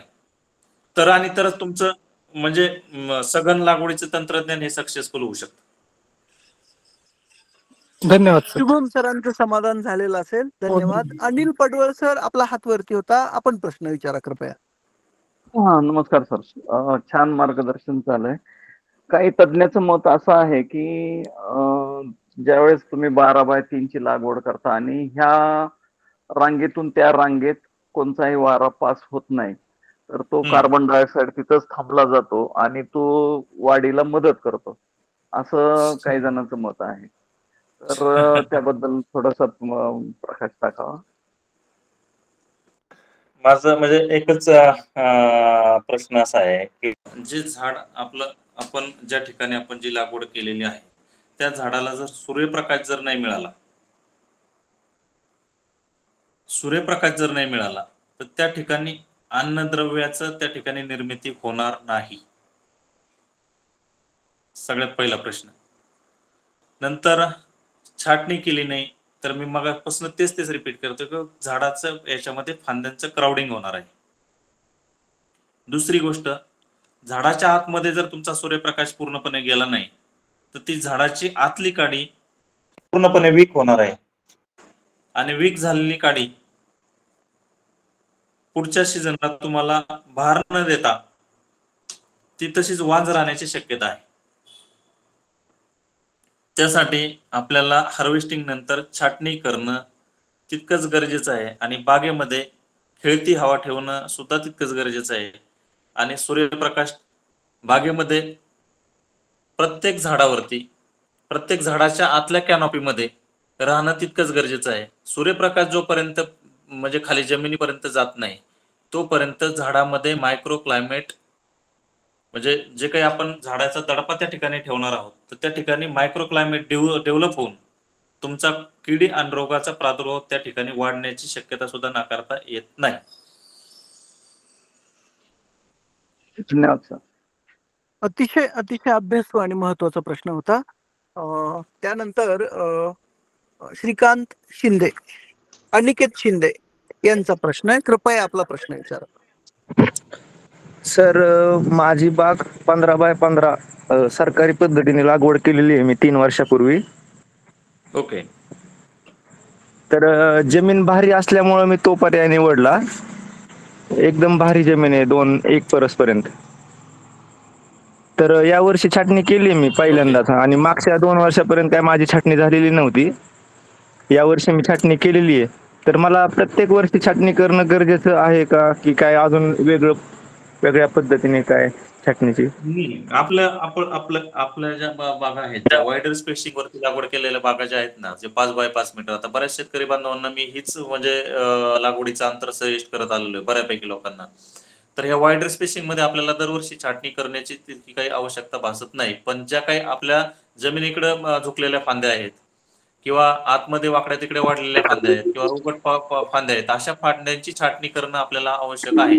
आणि आपली जी भारी जमीन आहे, तर आपल्या भारी जमिनीमध्ये ज्यावेळेस पाऊस बंद होईल त्यावेळेस पासनं पाणी तोडून जोपर्यंत बहार निघत नाही तोपर्यंत आपल्याला पाणी त्या ठिकाणी त्या बागेला द्यायचं नाही. यावर्षी म्हणजे यावर्षी मी त्यात इंटरक्रॉप केलं होतं. तर त्याच्यानंतर मी अजिबात म्हणजे मी त्याला 1 वर्ष ठिबकच नव्हतं, एवढी जमीन भारी आहे ती. तर ज्या वेळेस त्याला जानेवारीमध्ये मोहर आला होता डायरेक्ट, तर जानेवारीमध्ये मोहर आल्यानंतर मी त्याला पाणी दिलं, ठिबक जोडलं, तर त्याला जवळजवळ 500 किलो अर्धा टन माल निघला नॅचरली. 1 पण फवारणी घेतली नाही. जवळपास आंबा 350-300 ग्रॅम पर्यंत गेला होता. बरोबर. आणि खायला पण टेस्ट एकदम गोड होती. बरोबर. कारण आंब्याचं जे मोहर आहे तो एका मोहराला साधारणपणे 1,500 ते 2,000 फुलं येतात आणि त्यामध्ये 0.01% पर्यंत त्याचं सेटिंग होतं. म्हणजे साधारण एका मोहराला तुम्हाला 1 किंवा 2. ज्यावेळेस तुम्ही फळांची थिनिंग किंवा फळांची साईज वाढवण्याचं आपण लक्षात जर घेतलं तर त्या ठिकाणी आपल्याला फळांचं थिनिंग करणं सुद्धा तितकं गरजेचं आहे. पण झाडावरती फळांची झालेली सेटिंग पाहून आपण थिनिंग करणं गरजेचं आहे.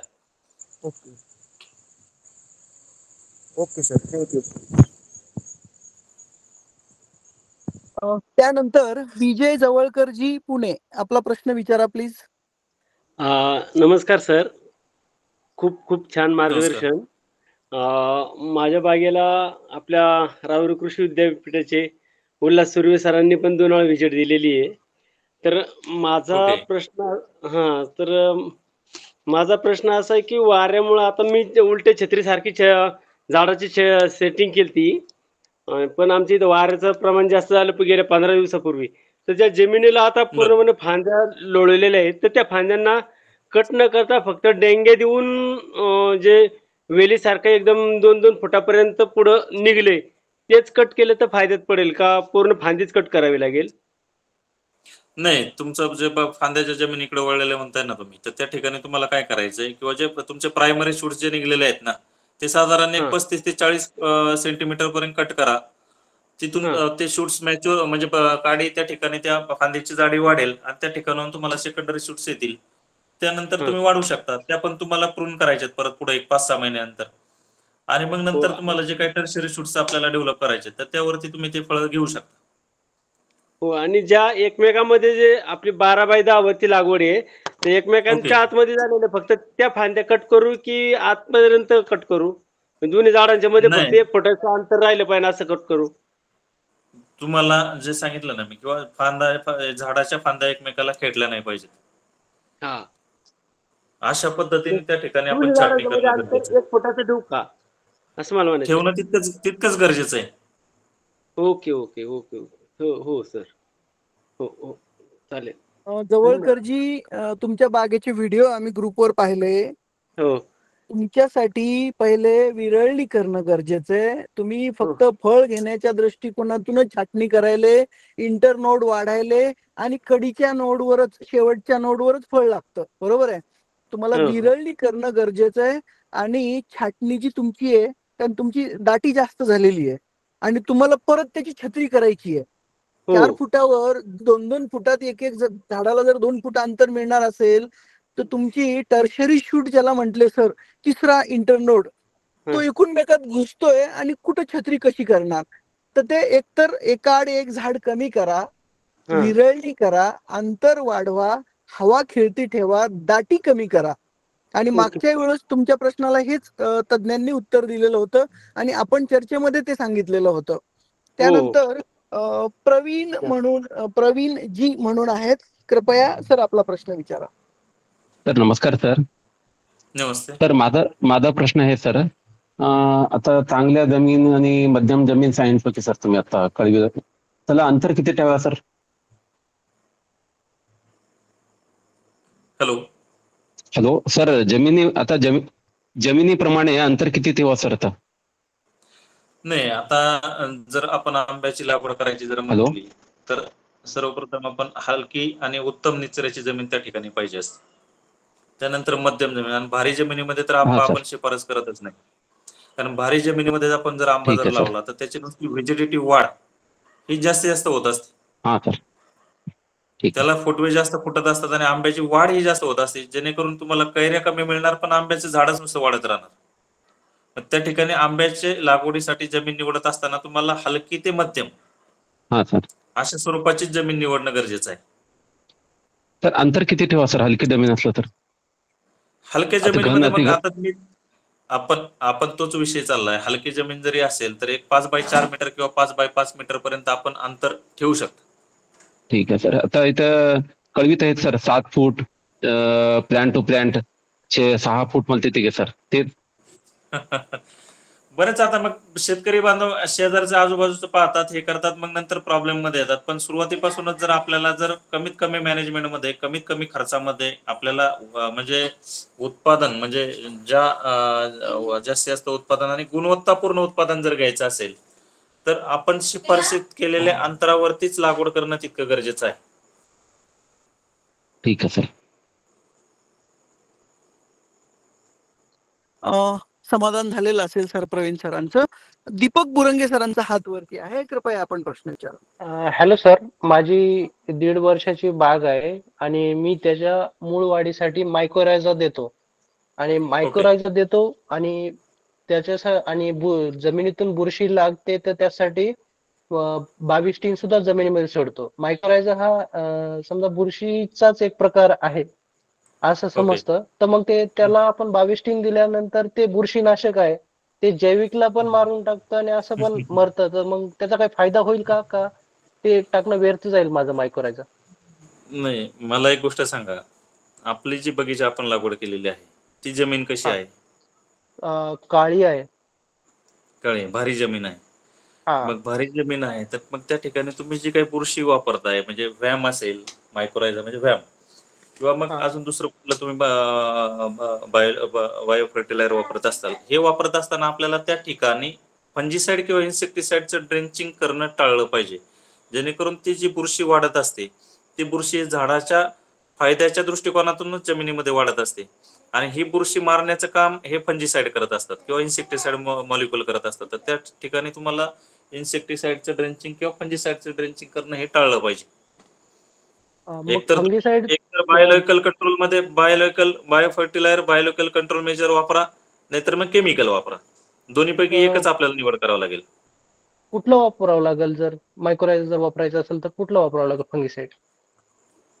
नाही, म्हणजे हे जे आपण जे वापरतो हे आपल्याला आपण जे काही खतं देणार आहोत म्हणजे तुमचं शेणखत असेल, वर्मी कंपोस्ट असेल, तर त्या माध्यमातून तुम्हाला त्यामध्ये मिक्स करून ट्रायकोडर्मा सारखा तुम्ही देऊ शकता, जेणेकरून तुमचं जे काही विल्ट सारखी जी काही बुरशी येते, फ्युजरम सारखी जी काही बुरशी तुमच्या जमिनीमध्ये येऊ शकते, किंवा ट्रायकोडर्मा सारख्या बुरशीला आपल्याला कंट्रोल करण्यासाठी निंबोळी पेंड तुम्ही त्या ठिकाणी त्याचा वापर करू शकता, किंवा हे जे व्हॅम तुम्हाला सांगितलेलं आहे तर हे व्हॅमचा सुद्धा तुम्ही त्या ठिकाणी वापर करू शकता. ठीक. आणि मार्केटमध्ये अनेक प्रकारचं म्हणजे कन्सोर्शिया आलेले असतात, त्यामध्ये NPKचं असेल किंवा अनेक प्रकारचं हे आलेले आहे. पण त्या माध्यमातून शेतकरी म्हणजे बांधवांची फसवणूक सुद्धा होण्याची शक्यता नाकारता येत नाही. कारण त्यामध्ये त्याच्या कॉलनी किती आहेत हे सुद्धा आपल्याला कळत नाही. तर ज्या ठिकाणी विश्वसनीय ठिकाण आहे, सरकारी म्हणजे विद्यापीठाचे जे काही प्रोडक्शन केंद्र आहे किंवा कृषी विभागाचं जे आहे, तर त्या ठिकाणून आपण जर खरेदी जर केलं तर आपल्याला निश्चितच चांगल्या प्रतीचं आणि फसवणूक न होणारं प्रॉडक्ट त्या ठिकाणून मिळू शकतं. सर, पण मला एक एवढंच विचारायचं होतं की ते बुरशी मरते का? मायक्रोरायझा मरते का 22 टीन टाकल्यामुळे? मरणार ना. ठीक, तेवढंच क्वेश्चन. रासायनिक बुरशीनाशक जर तुम्ही वापरलं तर त्याला मित्र बुरशी शत्रू बुरशी असं नाही.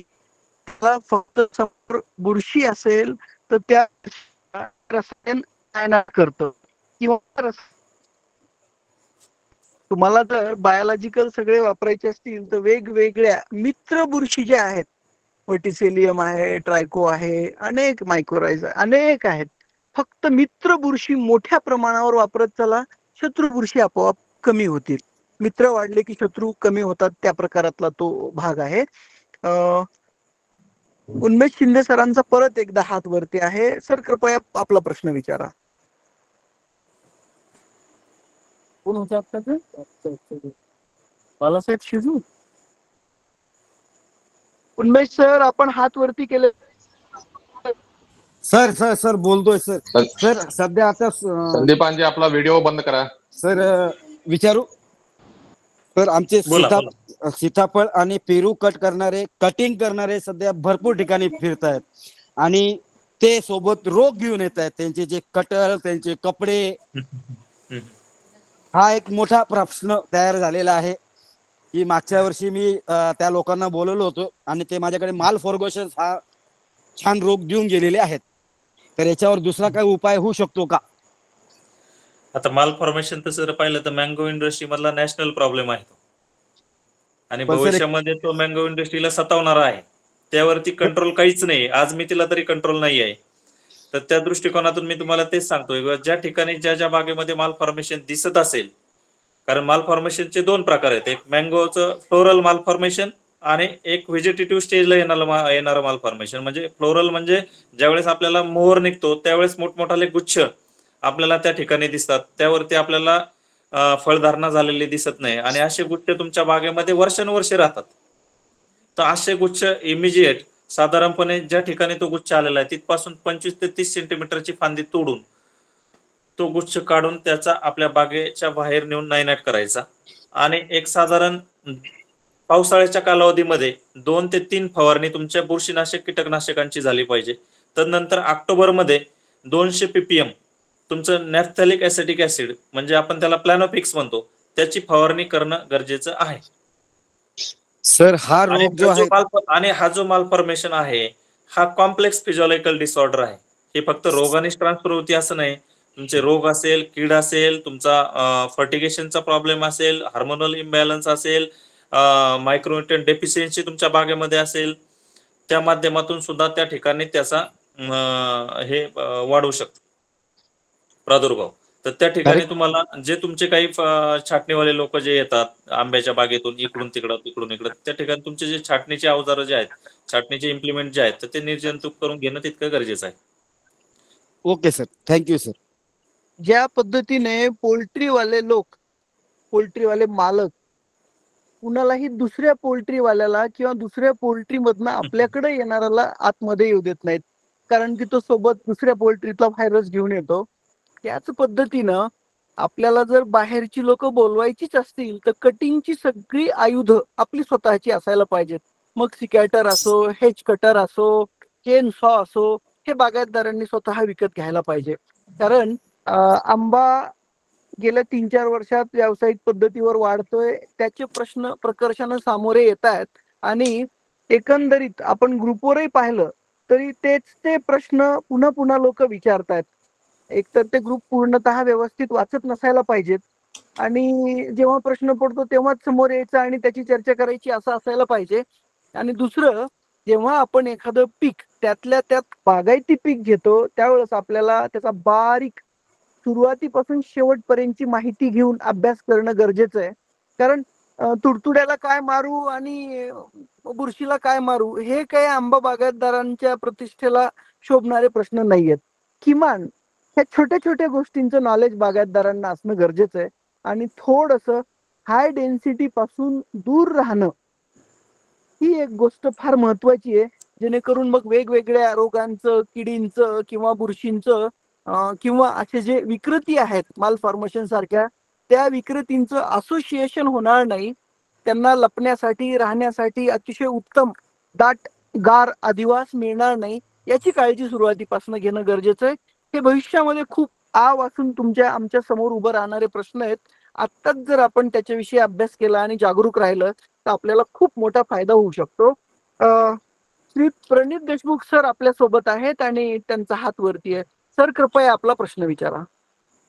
तर नमस्कार, माझा प्रश्न छाटणी आणि कल्टरच्या अनुषंगाने आहे.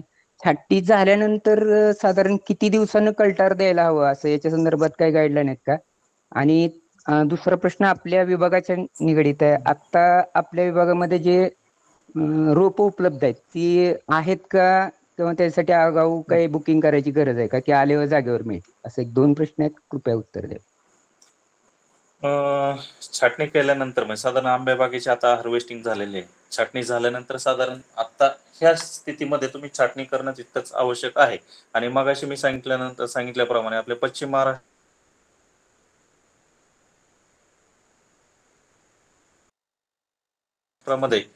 आपल्या विद्यापीठाने जी काही शिफारस केलेली आहे तर तो जो वेळ आहे तो 15 जुलै. हॅलो, मध्ये कट होता आवाज, येतोय आता, बोला. येतोय ना.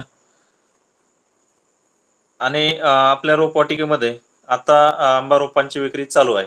मुबलक प्रमाणामध्ये रोप उपलब्ध आहेत. ज्या ज्या शेतकऱ्यांना रोपांची म्हणजे डिमांड असेल तर त्यांना आम्ही कुठल्याही प्रकारचं बुकिंग न घेता त्या ठिकाणी जेवढी आवश्यकता आहे त्याप्रमाणे रोपाचा पुरवठा केला जातो. आणि रोपाची किंमत आहे 80 रुपये. कल्टरचा पिरियड ऐकू आला नव्हता. 15 जुलै ते 15 ऑगस्ट. सर ते त्या अनुषंगाने प्रश्न असा होता सर, आता छाटणी माझी समजा जुलैच्या आता जूनच्या 30 तारखेला झाले तर मी लगेच 15 दिवसात कल्टर टाकणे योग्य आहे का असं मला म्हणायचं.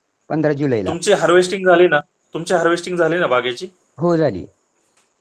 मग बागेची हार्वेस्टिंग झाली तर तुम्ही तुमची छाटणी लेट का करताय? झाली छाटणी पण झाली आहे. प्रश्न असा आहे की छाटणी झाल्यापासून कल्टर किती दिवसांनी टाकावा असा प्रश्न. तर लगेच टाकलं तर चालतं का 15 दिवसाच्या अंतराने? ऐका कसं आहे, ज्यांची हार्वेस्टिंग मे मध्ये होती पूर्ण कंप्लीट, नंतर काही लोकांची हार्वेस्टिंग 15 जून पर्यंत होईल, काही लोकांची हार्वेस्टिंग जूनच्या 3ऱ्या आठवड्यामध्ये होईल. त्याला असे दिवस ठरलेले नाहीत किंवा ही हार्वेस्टिंग झाल्यापासून एवढ्या दिवसामध्ये तुम्ही ऍप्लिकेशन करा. तो एक पिरियड ठरलेला आहे किंवा 15 जुलै ते 15 ऑगस्टच्या दरम्यानच तुम्हाला ते कल्टर ऍप्लिकेशन केलं पाहिजे. पण तुमची छाटणी जी आहे ते ज्यावेळेस तुमची बागेची हार्वेस्टिंग होईल त्या इमिजिएट आफ्टर हार्वेस्टिंग तुम्हाला छाटणी करणं गरजेचं आहे. Okay sir.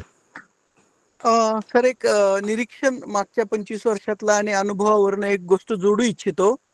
साधारणतः ज्यांना पॅक्लोबिट्राझोल वापरायचं आहे त्या लोकांनी हार्वेस्टिंग नंतर आता हापूसमध्ये छाटणी नसते म्हणून केसरवाल्यांनी पहिले छाटणी करून घेणं गरजेचं. त्याच्यानंतर शास्त्रोक्त पद्धतीने अभ्यासपूर्ण खताचा डोस देणं गरजेचं. आणि त्यानंतर खताचा डोस दिल्यानंतर साधारणतः 1 महिना त्या झाडाचं पावसाच्या पाण्यावर परिपूर्ण पोषण करून घेणं गरजेचं. आणि तेव्हा पावसाच्या पाण्याचा पहिला, कारण 2 स्पेल मध्ये मोठ्या प्रमाणावर मान्सून येतो, पहिला मान्सूनचा बहर ओसरताच कल्टर किंवा पॅक्लोब्युट्राझोलचं ऍप्लिकेशन देणं गरजेचं. कारण हीच पद्धत गेल्या 25-30 वर्षापासून 26 वर्षापासून मी कोकणात बागायतदार करतायत. कारण आपण छाटणी करणं त्यानंतर झाडाचं हार्वेस्टिंग करून आपण खूप मोठ्या प्रमाणावर अन्नद्रव्यांचं ज्याला काय म्हणतो उत्पन्न घेतलेलं असतं आणि न्यूट्रिएंट लॉस झालेला असतो. दुसरी अशी गोष्ट माझ्या महत्वाची बऱ्याच वेळापासून सांगायची राहिली, आपण छाटणी करत असताना झाडावरची छाटणीचा जो बायोमास आहे, छाटणीचं वजन किंवा छाटणीची टक्केवारी ही 25% जास्त बायोमास झाडावरनं उतरवलं गेलं नाही पाहिजे. त्याच्यापेक्षा जास्त जर उतरवलं तर तुमचं झाड हे व्हेजिटेटिव्ह ग्रोथकडे जाऊ शकतं. सर मला गेल्या वर्षी बागेत फिरताना डॉक्टर संदेश पाटील आहेत ज्यांना आम्ही मार्गदर्शनासाठी बोलवलं होतं. कोकणातल्या लोकांचा तर त्यांचं असं निरीक्षण आहे की त्यांच्याकडे अल्टरनेट बेरिंग असतं. त्यांनी मला असं सांगितलं की ज्या वर्षी मोठ्या प्रमाणावर बहार येतो आम्ही त्याच वर्षी छाटणी घेतो आणि ज्या वर्षी आम्हाला फळधारणा करायची असते त्या वर्षी आम्ही विरळणी करत नाहीत. पण कोकणामध्ये मातीचा अभाव आणि तिकडचं क्लायमेट ह्या गोष्टी भिन्न आहेत. आपल्याला केसरची दरवर्षी छाटणी घेणं गरजेचं आहे. आणि हा मुद्दा तुम्ही अतिशय अभ्यासपूर्ण आणि महत्वाचा केसर आंबा बागायतदारांसाठी सांगितला की छाटणी ही टोटल बायोमासच्या 25% पेक्षा अधिक नको. बरोबर. कारण त्याची सगळी ताकद मग त्याचं जे नुकसान झालेलं आहे शारीरिक बरोबर त्याच्याकडे लावतं, पुनरुत्पादनाकडे लावणार नाही. हे खूप अभ्यासपूर्ण आणि महत्वाचा विषय. विरळणी आणि छाटणी एकूण बायोमास म्हणजे झाडामध्ये जेवढं वजन आहे त्याचं थोडक्यात 100 किलोचं झाड असेल तर फक्त 25 किलो छाटावं. 25 75 किलो राहावं. हा खूप महत्वाचा बारीक मुद्दा आहे. हा बागायतदारांनी आणि कारण मगापासून आपलं लेक्चर चाललंय छाटणीवरती आणि छाटणी म्हटलं तर मग आपले शेतकरी बांधव काय करणार, झाडं छाटून टाकणार आणि मग पुढच्या वेळेस प्रश्न घेऊन येणार किंवा छाटणी झाली पण आंबा बागेला फळधारणाच झाली नाही, नुसते त्याचे शूटच वाढत बसले. सर बायोमास म्हणजे त्या झाडाचे जे फांद्या आहेत किंवा त्याचं वजन आपण म्हणतोय की सगळं झाडाच्या त्या मेन खोडाचं सहित वजन म्हणतोय? पूर्ण पूर्ण पूर्ण पूर्ण. अच्छा ठीक. 100 किलोचं झाड असेल तर 25 किलो, 200 किलो खोडासहित मुळासहित एक अंदाज बांधायचा आणि 25% छाटायचं असं सरांचं म्हणणं होतं. आता याच्यानंतर छाटणी हा विषय आता आपण चर्चेला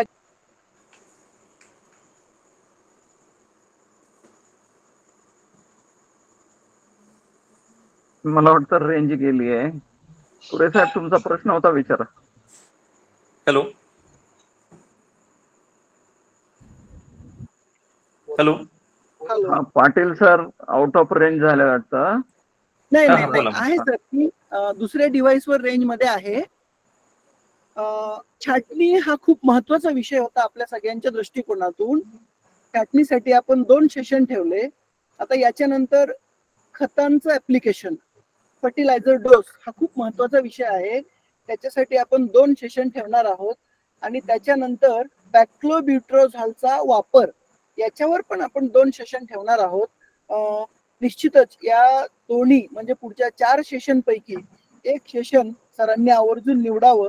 कारण सरांची जी काही अभ्यासपूर्ण माहिती आणि मांडणी आहे याचा आपल्याला खूप मोठा फायदा होईल. म्हणून मला तर असं वाटतं की बॅक्लोब्युट्रोझॉल ऍप्लिकेशन खूप सोपा विषय आहे. खत नियोजन हे खूप महत्वाचा विषय आहे. याच मीटिंगची संधी घेऊन, याच वेळेची संधी घेऊन पुढच्या आमच्या बागायतदारांच्या मार्गदर्शनाच्या सेशन मध्ये सचिन सरांनी आम्हाला खत नियोजनासंदर्भात मार्गदर्शन करण्यासाठी उपस्थित राहावं अशी मी विनंती करतो. पुढे कुणाचे काही प्रश्न? पडवल सर आपण काहीतरी बोलत होते. हा, बॅक्लोब्युट्रोझॉलच्या संदर्भात मला एक विषय मांडायचा होता की आपल्या ग्रुपच्या माध्यमातून जर आपल्या प्रत्येक सभासदाला चांगल्या क्वालिटीचं आणि किफायतशीर दरात जर उपलब्ध करून दिलं आणि तर ते लोकांना उपयोगी पडेल, कमी ह्याच्यात आणि खात्रीशीर मिळेल, तर त्या संबंधित काय आपण प्रयत्न करावा असं माझं मत आहे. हॅलो हा बरोबर आहे सर. आपण मागच्याच मीटिंग मध्ये मला ही सूचना केलेली होती.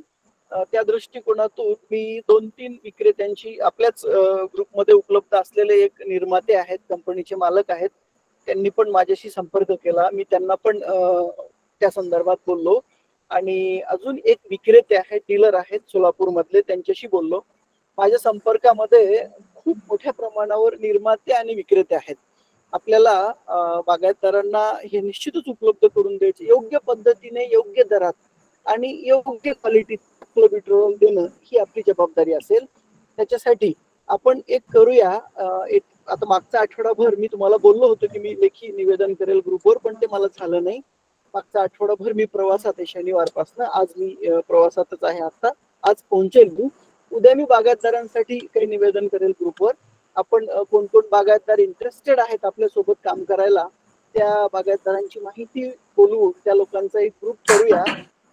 त्या लोकांना गरजेनुसार त्यांना जे हवं आहे, ज्या कंपनीचं हवं आहे, मग कुणाला सिंजेंटाच हवं असेल किंवा कुणाला वेगळ्या ब्रँडचं उपलब्ध म्हणजे हवं असेल, किंवा काही लोक म्हणतील की सर तुम्ही ठरवा कोणतं चांगलं आहे ते आम्हाला द्या, तर आपण लोकांना आणि त्याच्यानुसार जी काही मागणी येईल त्याच्यानुसार मग आपण कंपन्यांकडे रेटसाठी पण बार्गेनिंग करणार. आपण रेटसाठी बार्गेनिंग करणार, पण क्वालिटीमध्ये आपण कोणत्याही प्रकारचं कॉम्प्रोमाइज कुणाबरोबरही करणार नाही. कारण पॅक्लोब्युट्राझोलचं ऍप्लिकेशन हा कळीचा मुद्दा आहे बागायतीमध्ये, आणि साधारणतः माझ्या हिशोबाने अजून पॅक्लोला 1 महिना आहे. आपल्याला फार काही करायची गरज नाही. फक्त पॅक्लोच नाही तर मायक्रोन्यूट्रिएंटच्या नियोजनामध्ये सुद्धा मेहनत केलं, कारण की सगळे मायक्रोन्यूट्रिएंटच्या 10 किलो मध्ये होते. आणि या ठिकाणी तर मी असं आव्हान करेल बागायतदारांना की ही जी वेगवेगळ्या प्रकारची सल्फेट आहेत हीच जर स्वतः विकत घेतली, एका लेबरकडनं मिक्स करून घेतली आणि वापरली तर ते जास्त फायद्याचं राहील. पण मोठ्या बागायतदारांना सहजासहजी ते शक्य होत नसतं. तोही विषय आपल्याला हातात घ्यावा लागेल. तर मला 1-2 दिवसाचा अवधी द्या, आपण पॅक्लोब्युट्राझोलच्या संदर्भामध्ये काम करू. त्याच्यासाठी पहिले कोण बागायतदार इंटरेस्टेड आहेत, सोबत काम करू इच्छितात अशा लोकांची एक यादी बनवू आणि त्याच्यानंतर त्यांच्याकडनं त्यांची डिमांड म्हणजे मागणी नोंदवून घेऊ, कुणाला किती लिटर कसं लागतंय ते आणि त्या कंपनीचं लागतंय ते, आणि त्याच्यानंतर आपण त्यांना ते सप्लाय करण्याच्या दृष्टिकोनातून प्रयत्न करू. फक्त पॅक्लो म्हणा किंवा मायक्रोन्यूट्रिएंट म्हणा हेच नाही, तर झेल्यापर्यंत पॅकेजिंगच्या साहित्यापर्यंत प्रत्येक गोष्टीमध्ये आपल्याला खूप बारीक काम करायचंय. आता मी दाखवू शकत नाही गाडीत असल्यामुळे, कोकणातून 3 वेगवेगळे सॅम्पल्स आंबा पॅकेजिंगचे एक एक्सपोर्ट साठी वापरलं जाणारं एक महत्वाच्या आणि मोठ्या बागायतदाराने स्वतःसाठी डेव्हलप केलेलं युनिव्हर्सल साईज असलेलं पॅकेजिंग मी सोबत घेऊन येतोय. सगळ्याच विषयामध्ये आपण खूप बारीक पण स्थिर आणि शांततेत काम करणार आहोत. पॅक्लोब्युट्राझोल ज्यांना आपल्याकडनं हवंय 1 ml सुद्धा कमी पडणार नाही. आणि अगदी ज्या पद्धतीनं बॅगा आपण प्रत्येकाच्या घरपोच दिल्या त्या पद्धतीनं बागायतदारांनी एकदा ऑर्डर दिली की त्यांना कसल्याही प्रकारची झकझक नको, इथं आणायला जा आणि कुरिअर शोधायला जा, अशा पद्धतीने आपण याचं डिस्ट्रीब्युशनचं पण नियोजन करणार आहोत. कृपया विश्वास असतो 8 दिवसामध्ये 10 दिवसामध्ये त्या विषयामध्ये आपल्याला रिझल्ट येईल. आपल्यापैकी कुणाला काही अजून प्रश्न विचारायचे आहेत का?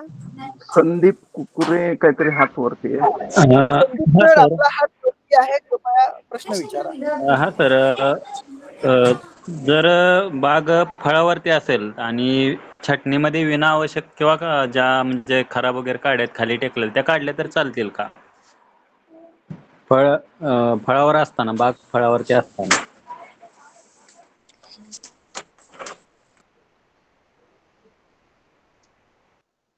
सर आहेत का? सचिन सर आहेत का कृपया? हॅलो. हा सर, बाग फळावरती आहेत का असताना आपण ग्रुपवर? आहे. प्लीज प्लीज सचिन कुरे सरांचा एक प्रश्न आहे, त्यांना उत्तर द्या. सचिनराव एकदा कृपया रिपीट प्रश्न विचारा. हा सर, बाग फळावरती असताना फळे सोडून इतर काड्या टेकलेल्या वगैरे काड्या छाटणी करून घेतली तर चालते का मध्येच?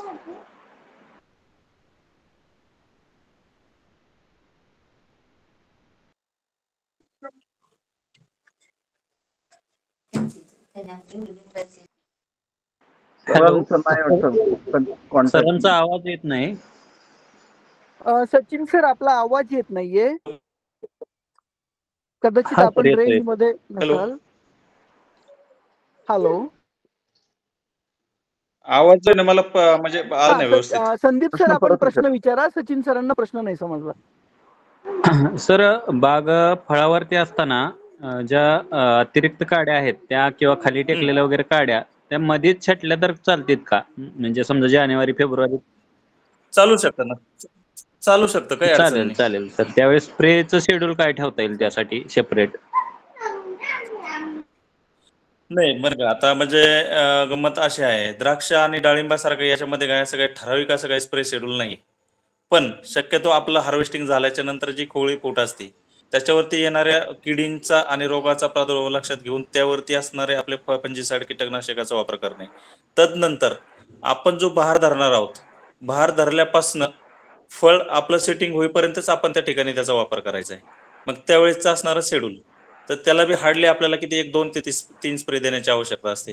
त्यावेळेस असणारे फंजिसाइड आणि इन्सेक्टिसाइड हे सुद्धा यासारखेच, पण त्यावरती येणारा जो काही रोग आहे, भुरी आहे किंवा हॉपर्स आहे किंवा थ्रिप्स आहेत, तर या दृष्टिकोनातून आपल्याला त्याला वापरण्यात येणारे फंजिसाइड त्याचा स्प्रे घेणं गरजेचं आहे. आणि हे जे वापरतो इकडं पावसाळ्यामध्ये छाटणी घेताना जे फंजिसाइड आपण वापरतो, तर त्या फंजिसाइड मध्ये ऍडिशनल म्हणजे बुरीसाठी आपल्याला सल्फर किंवा अजून मार्केटमध्ये असणारे अमिस्टार वगैरे जे आहेत, तर त्यासारख्या याचा आपण वापर करू शकतो त्या ठिकाणी बुरशीनाशकांचा. चालेल, ओके सर, अ, साहेब मला या मुद्द्याचा एक धागा पकडून एक बोलायचं होतं. आपल्या विद्यापीठामध्ये आपण मायक्रोन्युट्रिएंट ग्रेड सेकंड एकदम अत्युत्तम असं मायक्रोन्युट्रिएंट लिक्विड फॉर्म मध्ये डेव्हलप केलेलं आहे. तर त्याचा वापर जर आपल्या शेतकरी बांधवांनी मार्केटमधल्या मायक्रोन्युट्रिएंट पेक्षा जर केला तर निश्चितपणे त्यांना त्यामध्ये फायदा होऊ शकतो, खर्चामध्ये बचत होऊ शकते. सर अतिशय आभारी आहोत आपण. जर विद्यापीठ आम्हाला ह्या गोष्टी पुरवत असेल तर आम्ही विद्यापीठाचंच घेण्याच्या दृष्टिकोनातून आणि बागायतदारांना पुरवण्याच्या दृष्टिकोनातून विचार करू. आपण लिक्विड बद्दल बोललात, जर ग्रेड 1 सॉइल ऍप्लिकेशन वालं, कारण काय होतं सर, सगळ्या गोष्टी फवारणीतनं दिल्याने त्या प्रमाणात अपेक्षित रिझल्ट मिळत नाहीत. बेसल डोस मध्ये सेंद्रिय खत, त्याच्यानंतर रासायनिक खत NPK, त्याच्यानंतर असं वेगळं NPK मध्येच सल्फर वगैरे असतं मोठ्या प्रमाणावर. मायक्रोन्यूट्रिएंट वेगळा द्यावा लागतो, त्याच्यानंतर पेंडी पण द्याव्या लागतात, आणि त्याच्यानंतर ह्युमिक, अमायनो आणि फुलविक हे कमी प्रमाणात होईना द्यायला लागतं. त्याचा खूप चांगला मान पडतो.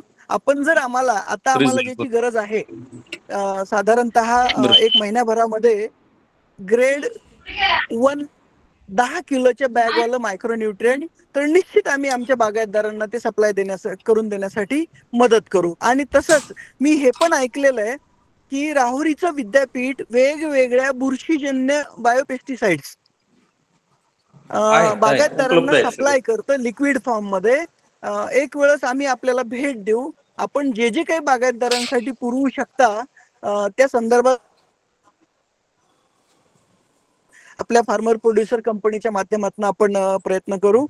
आता याच्यानंतर कुणाचाही प्रश्न घेतला जाणार नाही, कारण जवळपास आपण आपल्या मीटिंगच्या वेळेच्या थोडंसं पुढे सरकलेलो आहे. खूपच नॉलेजियस, खूपच इंटरॅक्टिव्ह, अभ्यासपूर्ण आणि अतिशय तंतोतंत बारीक ज्ञान देणारं हे सेशन झालं. आणि त्यांच्या अतिव्यस्त वेळेमधनं आपल्याला जो वेळ दिला, म्हणजे धावत पळत राहुरीवरनं नगरला येऊन आपली मीटिंग गाठून पाणी सुद्धा न पिता त्यांनी आपल्याला मीटिंग अटेंड वेळ दिला आणि त्यांचं ज्ञान आपल्याला दिलं. अतिशय प्रत्येक बागायतदारांना समजेल अशा साध्या आणि सोप्या भाषेमध्ये सरांनी आपल्याला ज्ञान दिलं.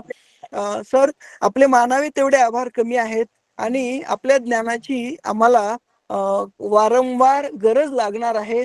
कृपया आपण त्याच्यासाठी पण आम्हाला कन्सेंट द्याल, अशी या ठिकाणी मी आपल्याकडनं अपेक्षा व्यक्त करतो. सरांना काही 2 शब्द बोलायचे आहेत मगर सरांना समारोपाच्या दृष्टीने, प्लीज. सगळ्या शेतकरी बांधवांच्या सोबत झालं, म्हणजे जवळपास ऑल महाराष्ट्रामधनं शेतकरी बांधव या ग्रुपला जॉईन आहेत. आणि बरेचसे शेतकरी बांधवांचे प्रश्न जे माझ्या ऑफिसमध्ये शेतकरी बांधव घेऊन येतात, तेच प्रश्न त्या ठिकाणी मला आलेले दिसतात. कारण बऱ्याचशा अडचणी सघन लागवडी चालू झाल्यापासून सघन लागवडीमध्ये येणारे जे तेच येणारे जे प्रश्न आहेत, ते या ठिकाणी आज या प्लॅटफॉर्मवरती डिस्कस करायला मिळाले.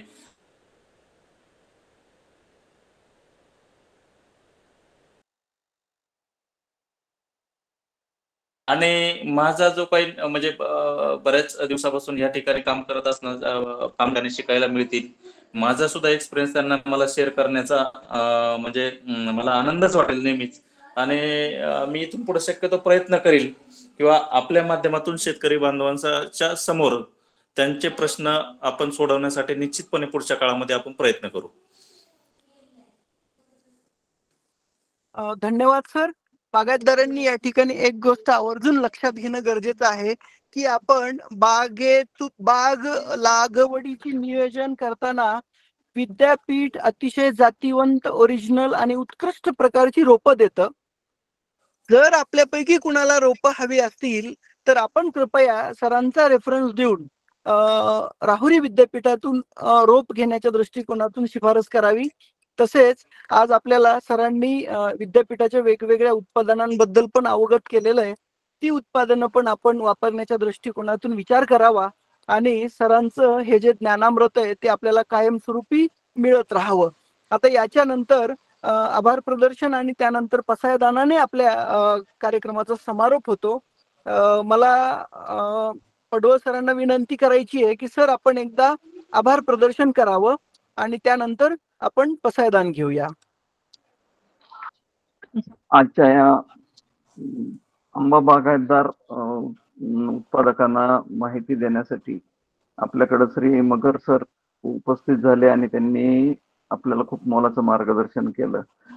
याकरता त्यांचे मी व्यक्तिशः आपल्या सर्व सदस्याकडनं मार्फत आभार व्यक्त करतो.